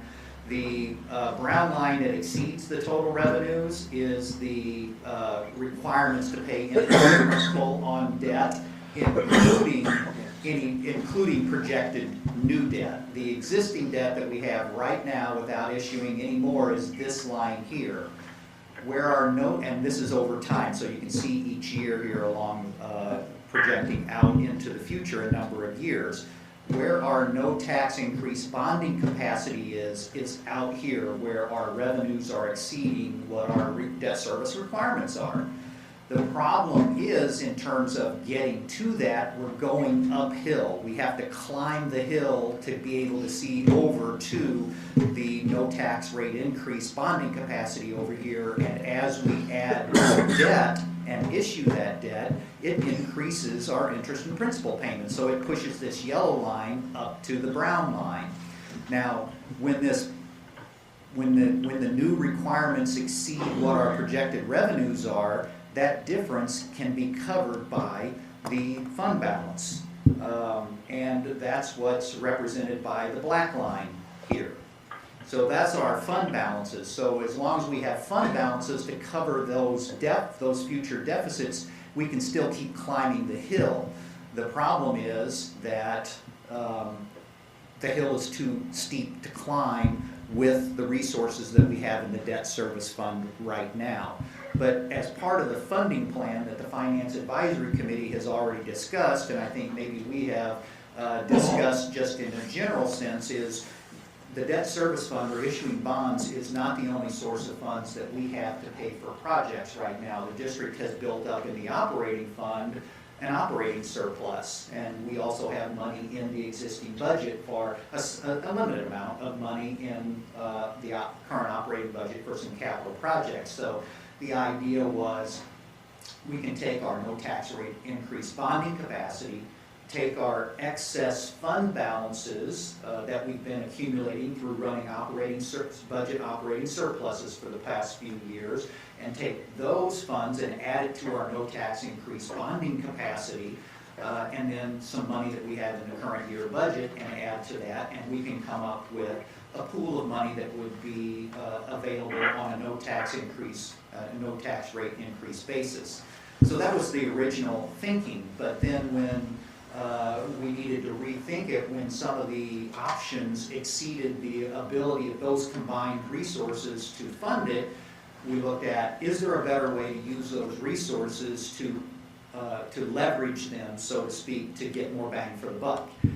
And the way to do that is kind of the same way that we shored up the debt service fund over the past couple of years by transferring money over to the debt service fund from unused bond monies, and then also an operating surplus transfer over to that. That's how we built up this surplus that we're looking at over here right now. That's how we got it up to where it is right now. So the way this is set up, that if we come up, and you can see what the history of the transfer has been. We transferred $1.2 million over to the debt service fund from the operating funds.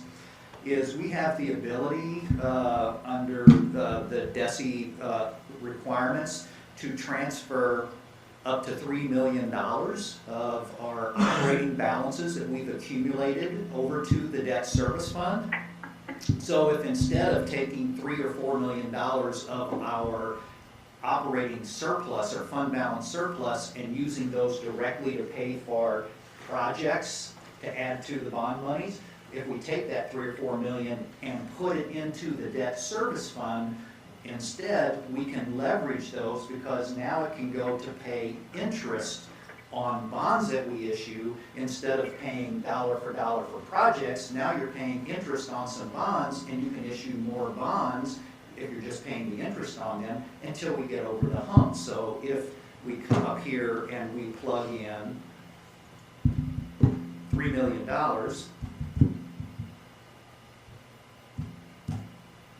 and then we go back down and look at the graph, all of a sudden we find out that instead of the black line going below and going into the negative, it bottoms out at just what our cash flow needs are, which is represented by the red line. These are what we need for cash flow purposes to have to keep, for the debt service fund to be cash flow self-sufficient, that it doesn't have to borrow from operating funds during the year in order to make things work.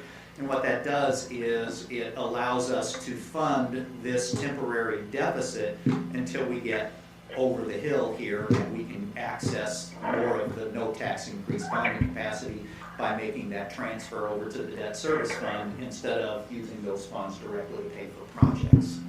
So that's What would it do with our, what would anything come out of our reserves? out of our operating reserves, yes, the $3 million. Okay, so that's the money you're talking about. Yes, but we were going to dip into those accumulated operating reserves because they already exceed what the district needs for operating cash flow purposes and setting aside an emergency fund. So we, when we look at it, it's like we need to make sure that we've got enough money in our operating funds to be cash flow self-sufficient at all times during the year. We need a few $1 million for an emergency, unforeseen, kind of a rainy day fund, so to speak. And we need to have some money in there to offset potential future operating deficits that would delay the time that the district would have to ask for an operating tax increase. So when we look at all of those combined, those three needs combined, we have enough in our operating surplus to set those aside and still have $3 or $4 million to put over to the debt service fund, while we still have the other three bases covered in the operating funds. And what percentage would remain in the operating reserves? Do you have, have you? We're at about 25 million right now in the operating, so if we took 3 million, we'd have 22, so we'd still be over 30% in the operating fund. That's what I wanted to know. And we need, To simply put it also, what does, if it would have been $1 million and from the fund balance on a project, explain, what does it transfer to now that we're moving it, what the value we're gonna get out of the 1 million? yeah, I think we get about a 3-to-1 payback on it, so by putting over 3 million, we get 9 million in increased, no tax rate increased bonding capacity. So instead of having 13, we have 22. And so that would cover the 15 for Hickson, plus leave 7 for the safety, accessibility, and other projects. Right. Anything else you'd like to know, David? Thank you very much. Thanks, Bruce. So Scott is still on the line, so just to be Yeah. clear, you want another survey with multiple options? Did we want another survey, or do we want more information about the multiple middle schools? I think we want That would be a a survey sense- about the multiple. A survey with the multiple middle schools? Okay. So are we eliminating, so there's an interest in multiple middle schools, there's an interest in 4A plus 5. Is there an interest in any others? Option two. There's an interest in 2. I'm just thinking, how do we I get think how do we that's narrow the survey down? So, And do we think that people know enough about how the multiple middle schools would work to answer questions in the survey? That was my question. I mean, we could list the challenges and benefits. Do you really see that as being, again, is it more an economic thing, or is it more you see an educational benefit of those two?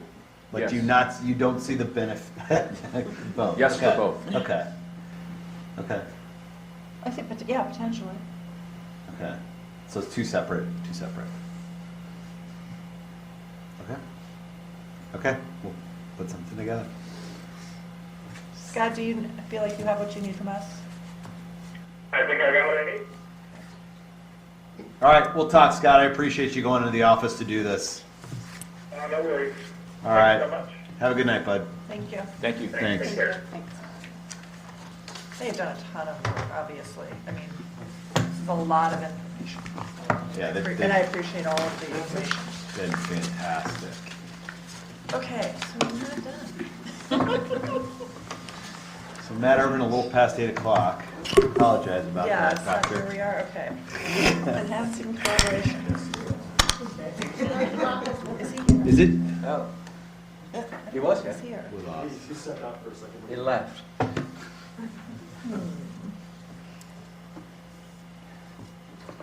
Give some more detail on how the funding works. Well, Bruce is up again, but I don't want to mess with the agenda order. Is he on a phone call, John? I think Okay. Oh, yeah, got it. He's he had coming. to attend another meeting. Got it.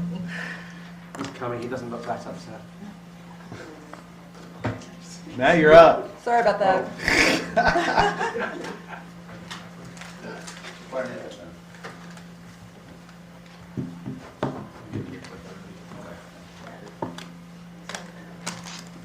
Matt, isn't this Google Drive file stream? Sir? Google Drive file stream? Is that it? Is it the same one you sent me? I just sent you, I sent you a couple An hour ago? Yes, sir. I got it. On file. We're gonna move again? Well, if you can just manipulate from there if you don't mind, after something. I can do that, sir. Any longer delay for everybody.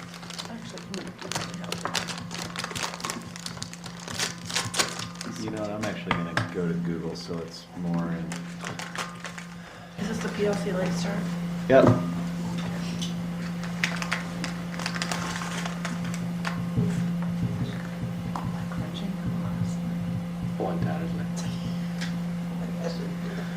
have it open on mine if that makes it easier. Perfect. Got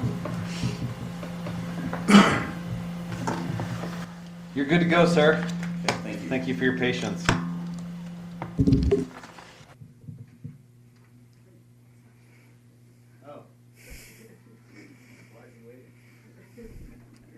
Okay, well, thank you.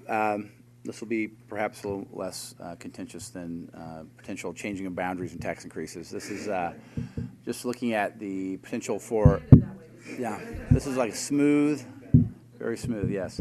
So this is a proposal to begin to have some late starts scheduled into the high school schedule beginning next school year to allow for opportunities for teacher collaboration to focus on student learning for the next school year.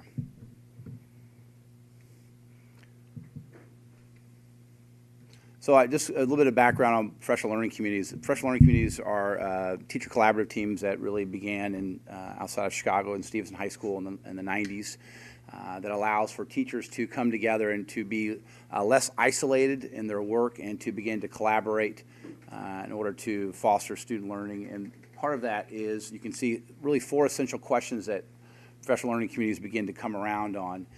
Really just thinking about what essential skills and content and dispositions should students have in a school setting. So Patrick's taking government.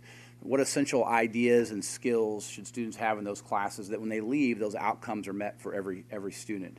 And the second piece of that is how do we know students can do those things? That's having teachers coming together and building common assessments, whether they're performance assessments or kind of traditional paper and pencil assessments, but having shared assessments so teachers can come around and look at student performance and really understand and dig into where students were successful and where maybe they struggled and what things we might do, which kind of leads into the third question is how do we respond when kids don't show they have understanding of those core skills and that information that we need kids to have in those particular courses. So teachers really did talk about perhaps interventions for students that have struggled in a particular assessment or a particular skill or a content piece.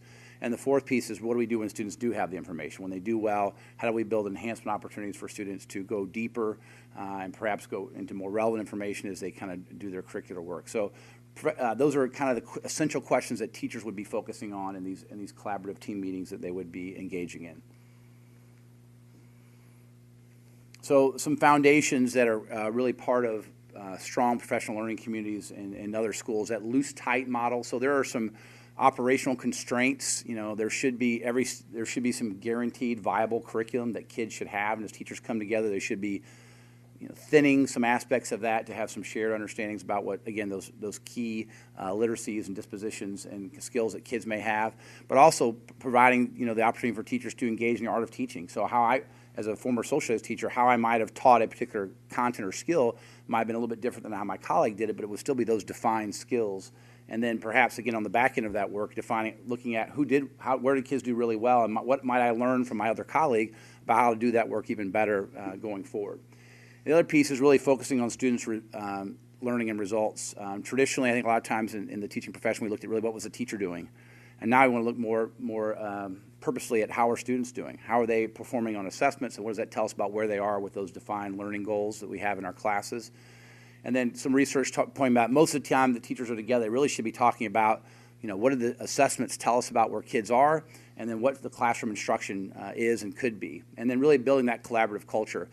Historically, teaching, especially the secondary level, has been a series of one-room schoolhouses in a very large setting, and so the beginning that, and every, looking at culture in all different professions, the need to, how much better we are when we aren't isolated, when we're connected and we're having very intentional conversations about what the outcome should be for our students.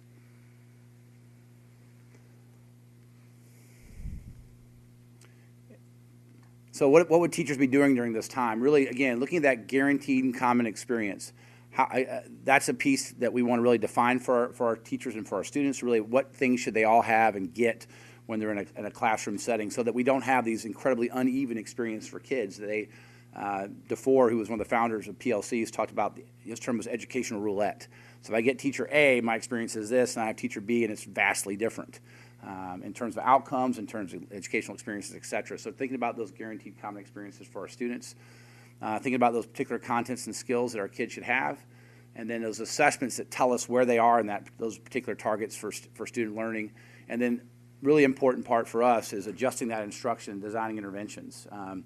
Again, secondary schools are often very connected to assessment, move on, assessment, move on, assessment, move on. We have to be intentional about having that time built in to really go back and perhaps reteach the things that we define as really important. If they're really important, there should be a recursive nature, particularly in skill work, that tells us that students have that work and are moving forward in those particular defined skills.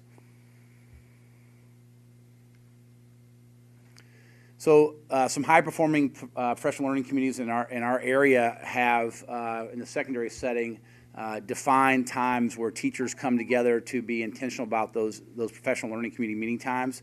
Several schools have early release time. Rockwood schools have had a late start. They do that every other week. They have about an hour and a half, about a 90-minute delay in the start of their school day, whereas several others have an early release time where students get out early. We are proposing a late start schedule for a couple of reasons. Just my experience in working with schools, I've found that the early time tends to be more focused for our adults, and also the more than ancillary benefit of our students getting a chance to have opportunities to sleep. And we know how important that is for adolescents to have 9 to 11 hours of sleep, and it's really the rising tide for health for a lot of our students, for academic performance, for their own well-being. And so Patrick, you can see nodding along fervently over there about additional time. So that seems to be the consensus in the building from the students. So you can see how we'll use this time. This just is one format here of talking about assessment analysis and really looking at how are kids doing, and just being very purposeful about looking at those defined assessments and being very purposeful about the structure in which teachers would in those teams talk about, again, how we support kids who need more time. That the variable of time and a chance to master those assessments, and what instructional methods did we note were particularly effective for students. So again, we're looking to meet some of these requirements as well as we go through this. DESE requires 1,044 hours of minimum standards of instruction, and we've looked at what our typical year has been over 1,078 hours the last couple of years. We would have 1,052 with 26 late start PLC opportunities for our teachers. So we would meet over that. If we had a concern about meeting that minimum, we would add time on to the year. We did that at a previous school I worked at. We added time at the end of the year as needed for those opportunities. So again, 26 days we would propose for a late start. We would double drop. Right now we do have a drop schedule in the high school where every day one of the 7 periods on the teacher and student schedules drops. They meet in 6 classes. So we would do a double drop where they would go, instead of 1, 2, 3, 4, 5, 6, and if it was a drop 7, maybe it would be a double drop 6, 7, so they would go just 1 through 5 on those days. So school would start essentially an hour later on those days, and teachers would be in PLCs for an hour before that, which is contract time at 7:30 a.m. And then building would be open for students. We propose this as 8 a.m. Right now we open at 7 a.m., so we just bump that back for an hour for now. Again, there's our schedule, and then just imagine a double drop day. Instead of starting at 7:55, we would start at 8:57 on those proposed late start days.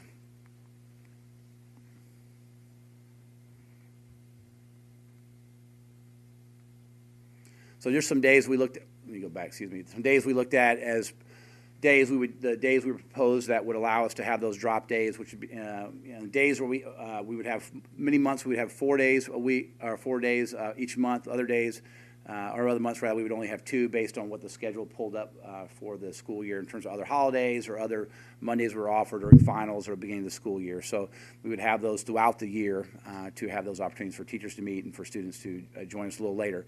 So a little bit of our process we've already followed through, just kind of things we've bought, come to the CCC. We've spoken to our parent club. We've gone to Stuco for our student group. And again, I think we had pretty strong consensus in the Stuco group. In fact, our seniors were hoping we would begin piloting this as soon as possible. But we've spoken to both of our transportation vendors, and we don't anticipate any concerns on that end, both from Missouri Central and First Student. And then we've already started our professional development work for PLCs in our building, and we'll continue that. We've visited several other schools to observe their PLC meetings, and have also done some additional professional development through Ed Plus in our building as well. So we've already begun this work, and we feel like this will be a critical opportunity for us to have the teachers get together. We don't have time right now in our current schedule for teacher teams to get together. So for all the biology teachers to get in the room, I think that would be critically important for us. We observed Lindbergh High School has their World History honors and their World History teachers all in the same room talking about the same curricular skills for students. So we feel like that's raised the floor a little bit in that curricular setting with the vertical teaming they're able to do and provide some very strong structures in all their classes for students to be focused on skills that we think are critically important. So having all those world history teachers have that time to get together on their Wednesday afternoons, we'll be over there this week looking at their PLCs again. But that's a critical opportunity that we just don't have right now in our current schedule for those teachers to actually get in the same room and have conversations about, again, those curricular things we want kids to make sure they have and understand, as well as the assessments and how they're doing on those assessments. No, ma'am. I have a sort of a related question. If you say, and not one I expect you to answer now, but I would like to hear about later, which is that if we can, from a transportation standpoint, if we can afford to start late now for a certain number of days, what are we doing to look and see if we can actually move start times back consistently? Because as you have cited, again, plenty of research suggests that for the adolescent minds, and certainly for the minds of, for those the kids in high school, starting later, there's at least what I have read suggests that that would strongly influence better academic outcomes. And if that's what we're here for, I said, if you can do it for these days and transportation isn't an issue, then at some other occasion I'd be interested to have you come back and suggest to us how you might manage to actually go and move the entire school day for high school to start later. No, he didn't ask for that, but what I'm saying is, I think... 3 months into the job. Yeah. But what I'm saying is, if you're saying you can do that, one of the arguments I've heard before is that it's because you've got things like transportation issues. You're saying that's not an issue here. It's certainly not something to look at here, and what you're bringing here is valuable, and what you're trying to do is good, but I think that it does raise the broader question, which is if we're interested in academic outcomes, then shouldn't we be at least looking to see whether that's something that we can do across the board? Patrick's not shaking his head. He's too tired. No, but I mean, I know that there are other schools that have gone and done this as well. Sure. I think it's a separate thing, and it's not for right now, but I'd like us to think about that. Certainly. I had a question. Yes, ma'am, Kelly. So first I want to tell you I appreciate you critically thinking about how to make sure our students have similar experiences and that we're really thinking about how they all can improve within their group.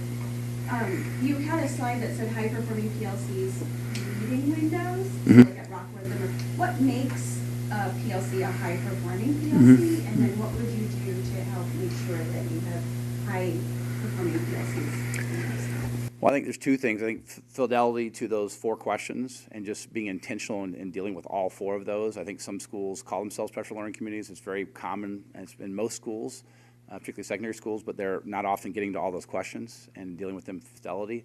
And I think the second part is student outcomes.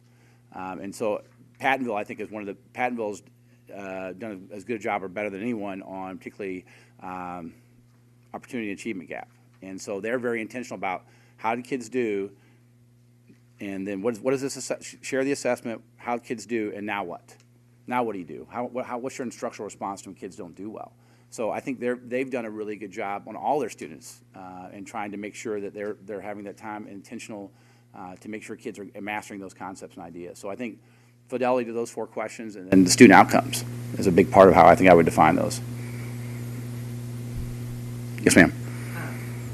Only because it's past my bedtime and you went. So I'm assuming that the double drop classes will be able to be made up some kind of way, or how would that work? Yeah, it would be essentially each class would meet 3 less times throughout the school year. So in terms of making them up, we would not have a program for that. We just our teachers would be would have those understandings at the beginning of the school year and hopefully would navigate those in a way that they would be able to handle and again I think part of it is defining the curriculum. I think there'll be some narrowing as it should be in terms of some of the curricular pieces that they're more intentional about what's taught, maybe what's recursive, and they can get multiple times, multiple exposure to particular skills. So so if I have math the first hour, would I have less math classes throughout the year, or are they going to be staggered? So maybe my second hour, you know what I mean? Yeah, right. We would have to be intentional about how often about the evenness of those double drops. But we did a double drop for many years at a previous school I worked at that had a drop schedule, and it evened out. You might have had 3 less. In this case, we'd have 3 less classes on average per class. Thank you for bringing this up. Yes, sir. PLC is a big deal, and fidelity to the model is extremely important. My question is more for Dr. Enbo. I believe in this. I've worked this. It works well. What are we going to do for middle school and elementary school? Because if we can do this at the elementary level, and as Dr. Urban said about working with kids who are struggling and really accelerate that a little bit more, it'll springboard all the way through the system. What thoughts do you have on how we can implement teaming around PLC at the elementary and middle school level? Well, currently, all of our elementaries and Steger and Hickson Middle, as well as a leadership team from the high school, are implementing PLCs this year. Avery's been doing it for a number of years, but all the other elementaries, as well as Steger and Hickson and the high school, are in the process of implementing PLCs this year. We have a district-wide leadership team of 50 to 55 plus people who are attending the Missouri PLC Academy, and that's a commitment that we have made that is at least 3 years long. So the commitment is that we'll be part of this academy for 3 years. With that academy, we have facilitators from Ed Plus who are coming into each of our sites and working specifically with the leadership team and the entire faculty at all of our schools. So that process is in place, and the principals and their leadership teams within the buildings have worked hard to develop schedules so that grade levels or in the middle school areas, the department teams have common plan time built within the school day. So that ability to collaborate and team together is built within their current school day. Okay. So all of that is in process. The high school's been doing a great job setting that foundation and doing that in professional learning around PLCs, and this will just be the next step in order to make it a reality. That common planning time is huge. It is huge, especially if elementary, they can pull it off like that. Thank you. Right, so you don't need anything from us formally. No. Go for it. Okay. Thank you. Yeah. Thanks for all you do. Thank you. Thanks for being here. Okay, Bruce, please.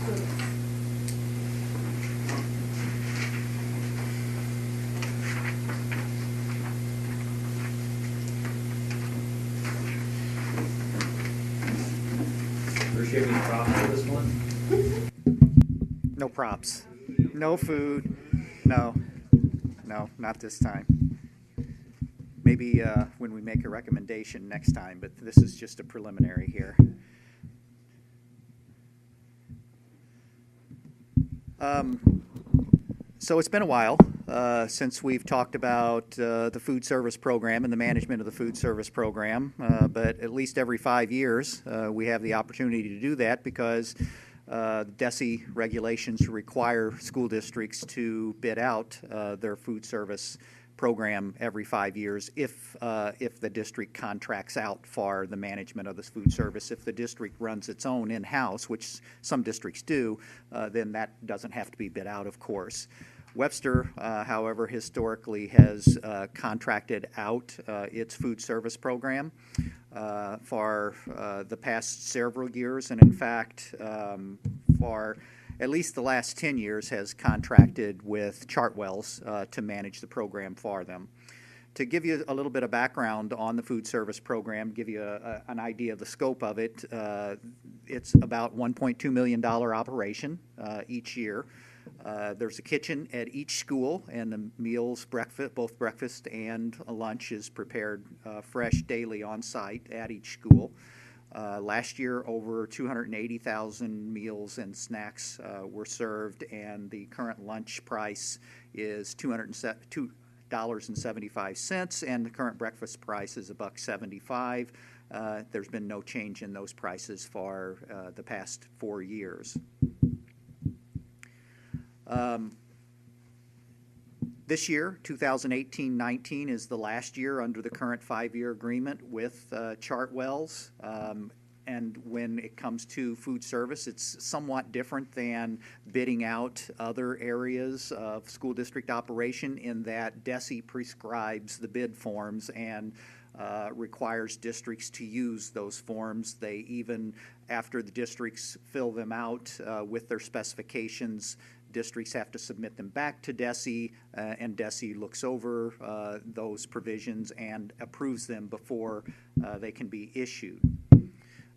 They prescribe also, or point out, name what factors the proposals that would be received have to be evaluated on, cost being one of those factors, and cost has to be the heaviest weight for any of the individual factors. If you look at page 8 of the RFP that was provided to you with your board materials and posted on the website, so for public information, you look at page 8, it shows those factors and what the district is proposing to weight each of those factors as. The district can incorporate other specifications. Page 3 allows kind of customization of the RFP to any specific district requirements. So if you look at page 3 of those of the RFP, you'll see some district-specific requirements regarding insurance, references, and even some creative types of feedback where the district is looking for examples of some nutritional programs, quality programs that the food service companies would have in place that can be used as part of the evaluation, the RFP evaluation. The Wellness Committee, the district's Wellness Committee, also did a parent survey.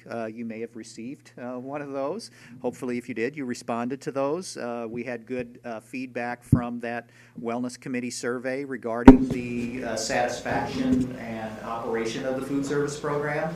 The Wellness Committee is meeting tomorrow evening to review those survey results and to formulate any recommendations that the district could consider incorporating into the RFP specifications as well. We did already submit the RFP to DESE for approval. They've already approved it. If we add or revise something on page 3 based on the Wellness Committee recommendations, we would just resubmit it to DESE. They're pretty quick in turning it around.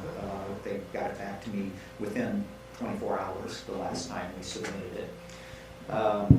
The bids would be, once the proposals are received, would be evaluated by a small committee consisting of myself, Joanne Kite, the comptroller who works with the food service program. Also, John M. Thomas, Matt Urban has volunteered to represent the schools on the committee. Betsy Moppert, who is at the elementary school, but also is the chair of the Wellness Committee, and a couple of parents. And So that would be the evaluation committee, anticipating issuance of the RFP later this week, hopefully Thursday or Friday. And the board looking at mandatory pre-bid meeting has been incorporated into it to ensure that any company who intends to submit a proposal has been on site in the district, knows what our kitchens look like, knows what our serving areas look like, and have taken the time to really take that level of interest in the district. We also advertise it in the Webster Kirkwood Times. That's also required by DESE that we advertise the RFP issuance. We would plan on making a board recommendation of the selected food service management company in March in the springtime, and the contract would begin July 1, 2019. It's set up as a one-year agreement with 4 one-year renewals available on it. So each year, if things aren't going well, the district has the ability to opt out of the agreement, go back out to bid, and go through the process again. That's not been necessary for the last couple of times. So this isn't an indication of dissatisfaction with our current vendor. It's simply a DESE requirement that we go through this, but we want to go through a complete and thorough process, see what proposals we get, and select the proposal that will work best for the district and its students and families. Any questions? The mandatory pre-bid meeting, when will that be? November 27th, I believe we set it 1:15, 2 o'clock in the afternoon. It's after the food service operations for the day are over, so that it's not interfering with the conduct of meal service.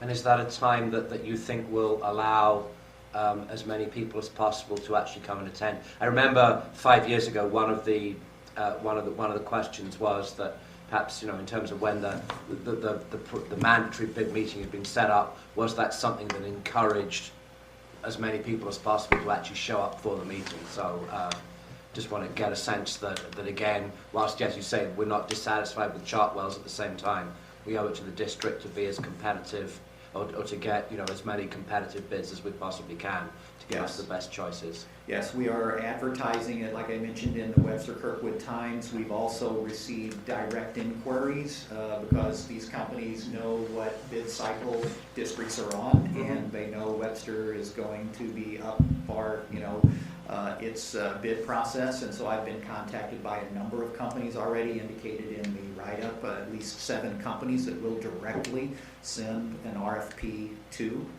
in addition to responding to anyone who would see the advertisement for our bids online or in the local paper. Thank you. Are we looking to see if any of these, I'm sure all of these groups that you have listed here have an active chef on staff who kind of oversees meals, etc.? Could you repeat that? Do these groups that you have listed here, do they have an active chef who oversees a meal plan and how those things are designed? That would be part of the proposal, that they would indicate whether they did or not. Okay. I would assume so. All the companies I'm aware of right now do have both chefs and normally dietitians or nutritional specialists, nutritionists on staff. We do have, as part of the mandatory pre-bids, not just you have to come here and sit in a meeting with us. We have a visit to the high school kitchen, Hickson kitchen, and one of the elementary school, I think Bristol's kitchen, so that they can see what the secondary kitchens look like and what an elementary kitchen looks like in the serving area. Other questions? Any discussion about moving it in-house at all? By the committee, I mean. Not to my knowledge. Just curious, because I know some districts do. Okay. Thank you. Thank you. Dr. Denbo. Dr. Dembo. I just want it to be known that I've batted cleanup 2 times. So You notice some tired faces? Because you're power, Chris. That's why I put you there. I'm going to try and Because you're rally the power. troops here.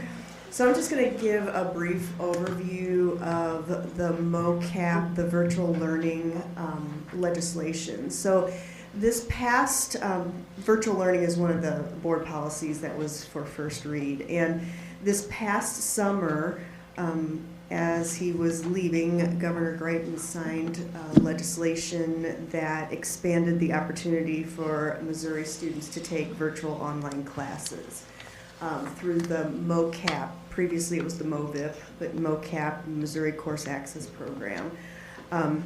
Vendors will need to be vetted through the state in order to provide services for students. So what this boils down to is K-12, kindergarten through 12th grade students now have the option to take online classes for any subject. Students must be enrolled in the school district for a semester prior to taking online classes. So that's what the legislation says. The nuance is that school districts will have to pay for these classes that the students want to take, as long as it doesn't cause the student to be considered beyond full-time status. So if a student wants to take an online course and they're currently a full-time student, and that online course would push them beyond full-time status, then the cost of that class would be on the student and their families. But if a student, for instance, is at the high school, we decide that full-time status is 7 hours of classes, and they want to take one of those hours as an online class rather than going to the physical class, and it doesn't push them over full-time status, we will need to provide that option for them. Our school districts will be able to capture 94% of the average daily attendance for online classes that the students take off-site. If they're going to leave school and take the class on their own, we'll capture 94% of that average daily attendance.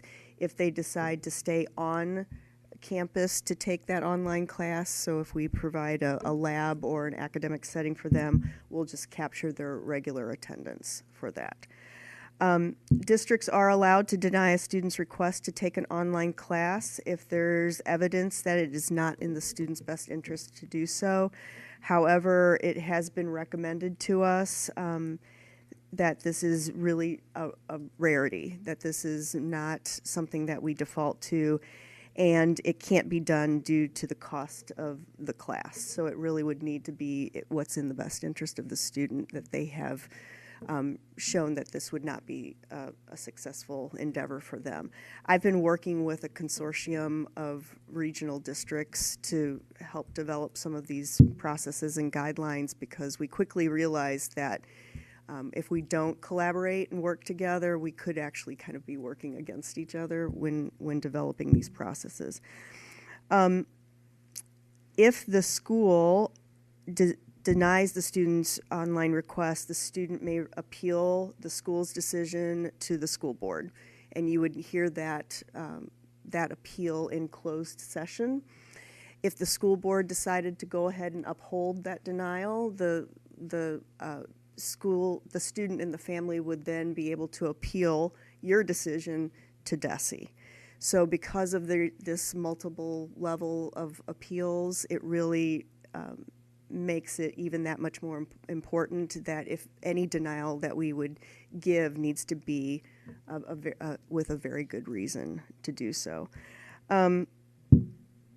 If a student takes a class online, the district must accept the credit that the student receives, so we don't have the option of denying a student the ability to take the class or saying we're not going to accept that credit.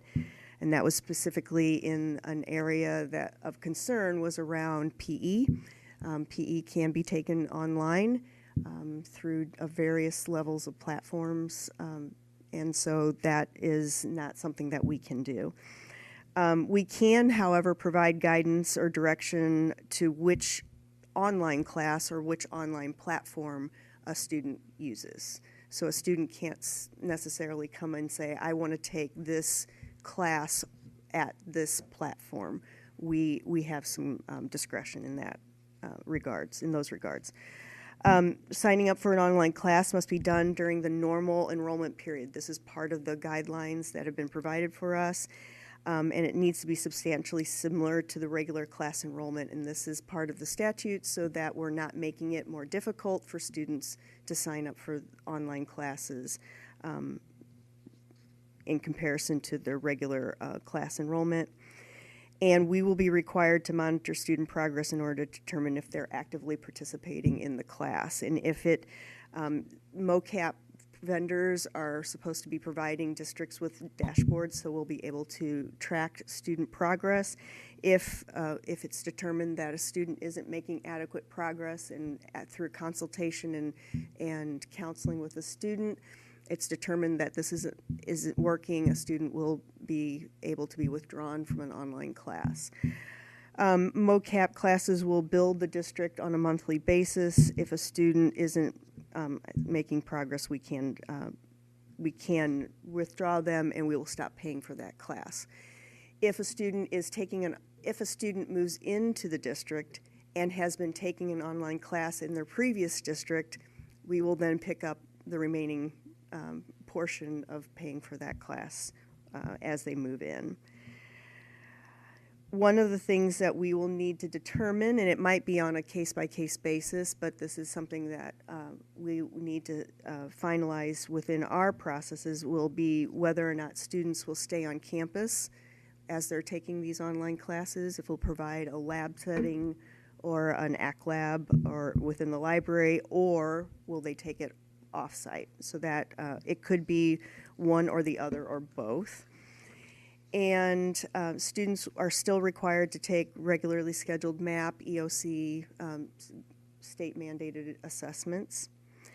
One of the other things that we are still working on, I've been working with Doug in order to clearly define what constitutes a full-time student, not only just at the high school, but also at our middle school and elementary school. If that's other districts who have already approved the school board policy, they've written in, for instance, maybe a certain number of minutes a day for elementary, middle school would be considered full-time versus hours or credits at the high school. So we can look at it a variety of ways. I'm working with Doug on determining that right now. The last thing that we need to work on and decide is looking at a particular platform that we are recommending to utilize for our students for online programming. Many school districts around in the region are utilizing the Launch online platform that is through the Springfield public school system. They really had some foresight and many years ago created this online platform that has a lot of options for kids. It's very rigorous. It's aligned to Missouri standards. And so a lot of the surrounding districts have chosen to utilize that platform. So I just wanted to kind of give you a heads up and let you know what we're facing. It's going to provide some opportunities for some of our students. It's also going to provide some challenges that were just from a processing standpoint of how this will all roll out, but we're working on developing it so that it'll be as smooth as possible. I just thought about this. Do you know how many kids were enrolled in the district last year? They would those notifications would come through my office, and I believe in the past it was really only about 3 or 4 students, and those were students who had a reason, usually of medical of some type. It wasn't available for any student to take those classes, so those were students who had some reason that they needed to take those online classes. No. And that was traditionally when I was in the role, about the same number. Mm-hmm. Pretty small. Yeah. So we don't know. This is kind of a big we don't know how this is going to.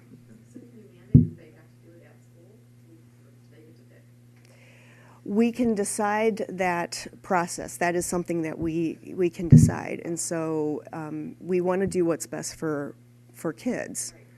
A lot of students might choose to do an online class because they have flexibility that's how they're designed to work. So I'm not sure if we mandate them being at school, if that is actually what the student would want to do for signing up for an online class. So you want to do and provide that support. There are some students who might not need that support, and they have that perseverance and time management, and they're able to do that on their own.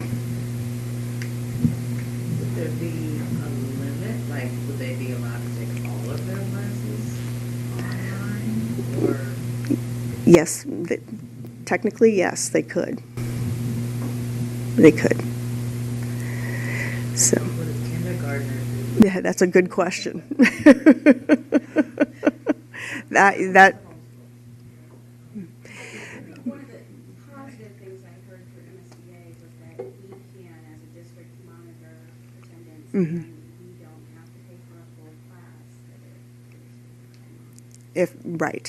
So if we see that the student's not being successful. So the flip side to that, though, is say a student signs up for 2 classes. Historically, people who work with students in an online setting say that they tend to work on a class.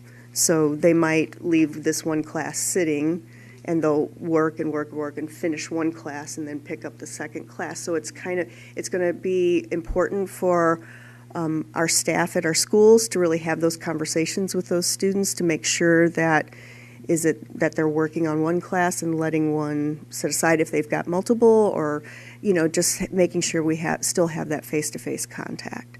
And one thing I neglected to say earlier was that students have to be enrolled in the district for at least a semester before they can sign up for an online class. So students who are currently homeschooled,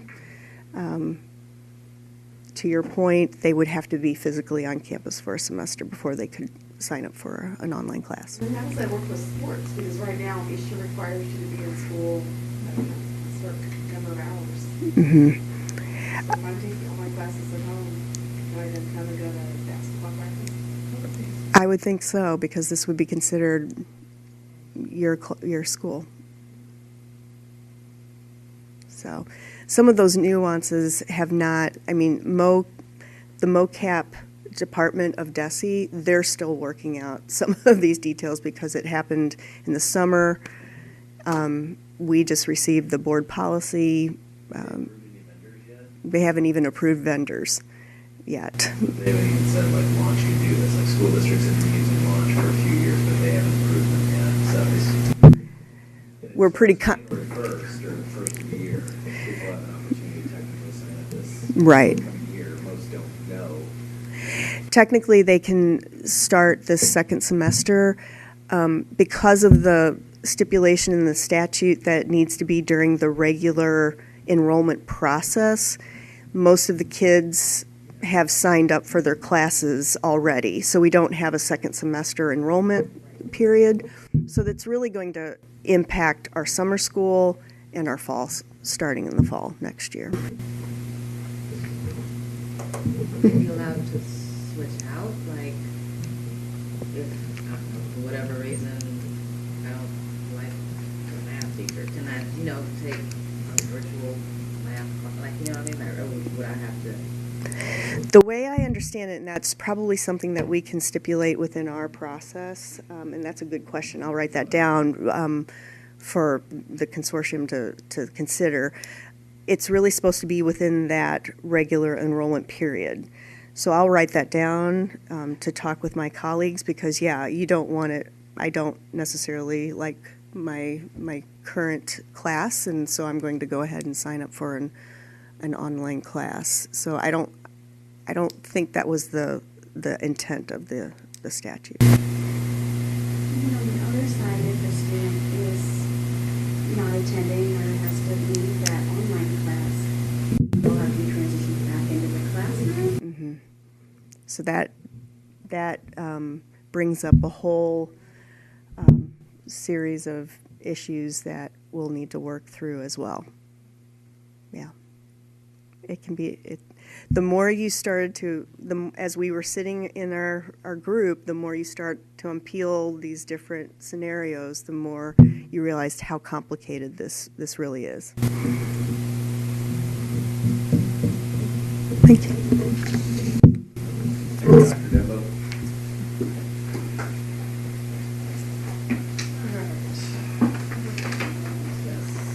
An opportunity for public comments. Sorry, I'll be quick. Patrick, you awake? You doing good? Okay, good. I try to come to as many board meetings as I can. This actually has been one of the better ones, maybe one of the best ones since you all have been together, because you're talking, and you're talking about a very urgent, pressing issue on the enrollment space. And some of the past meetings, quite honestly, have been a little boring, a little dull. This one has been really good. And so I thank you for that, for your participation. On the whole option thing, I'll be really quick. I think there's one clear option. I've always felt that from the very beginning. I don't think you need an additional survey. I don't think you need to spend the time and the money to do it. I think you already know what the answer is. My belief, I believe in a concept, and I've shared this before, called leadership by values. It's a great leadership concept. And what you do is that the organization identifies what it values and what it puts great value on, and then does everything to maximize the value. And decision-making is easy. For example, from my standpoint, I think this district values equity. Okay? I think it values equity, placed a lot of value on equity. We have equity in an education committee. I think it values neighborhood schools. From day one, if you look at the history of the district, you put those two things, just those two things together, and I think you have option 4A. That is Givens and Seeger together as a new K-5 elementary school that serves the North Webster neighborhood and surrounding areas that hasn't had a neighborhood school in 40 years. As Arnold said, these kids have been bused, they've had to walk, they've ridden their bikes. It's been very inequitable for 40 years.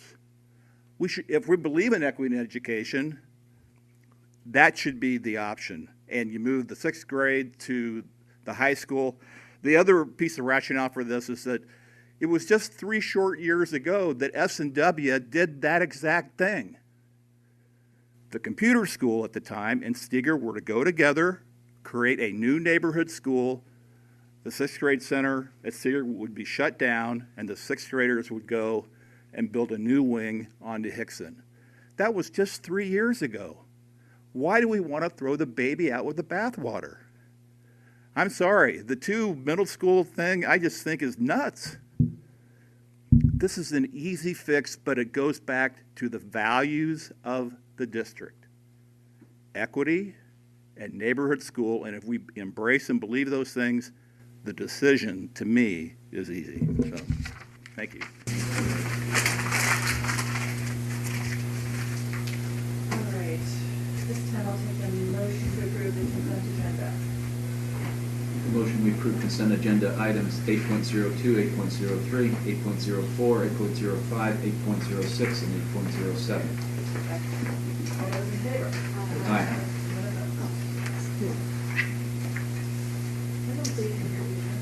Motion to adjourn. All those in favor? Aye.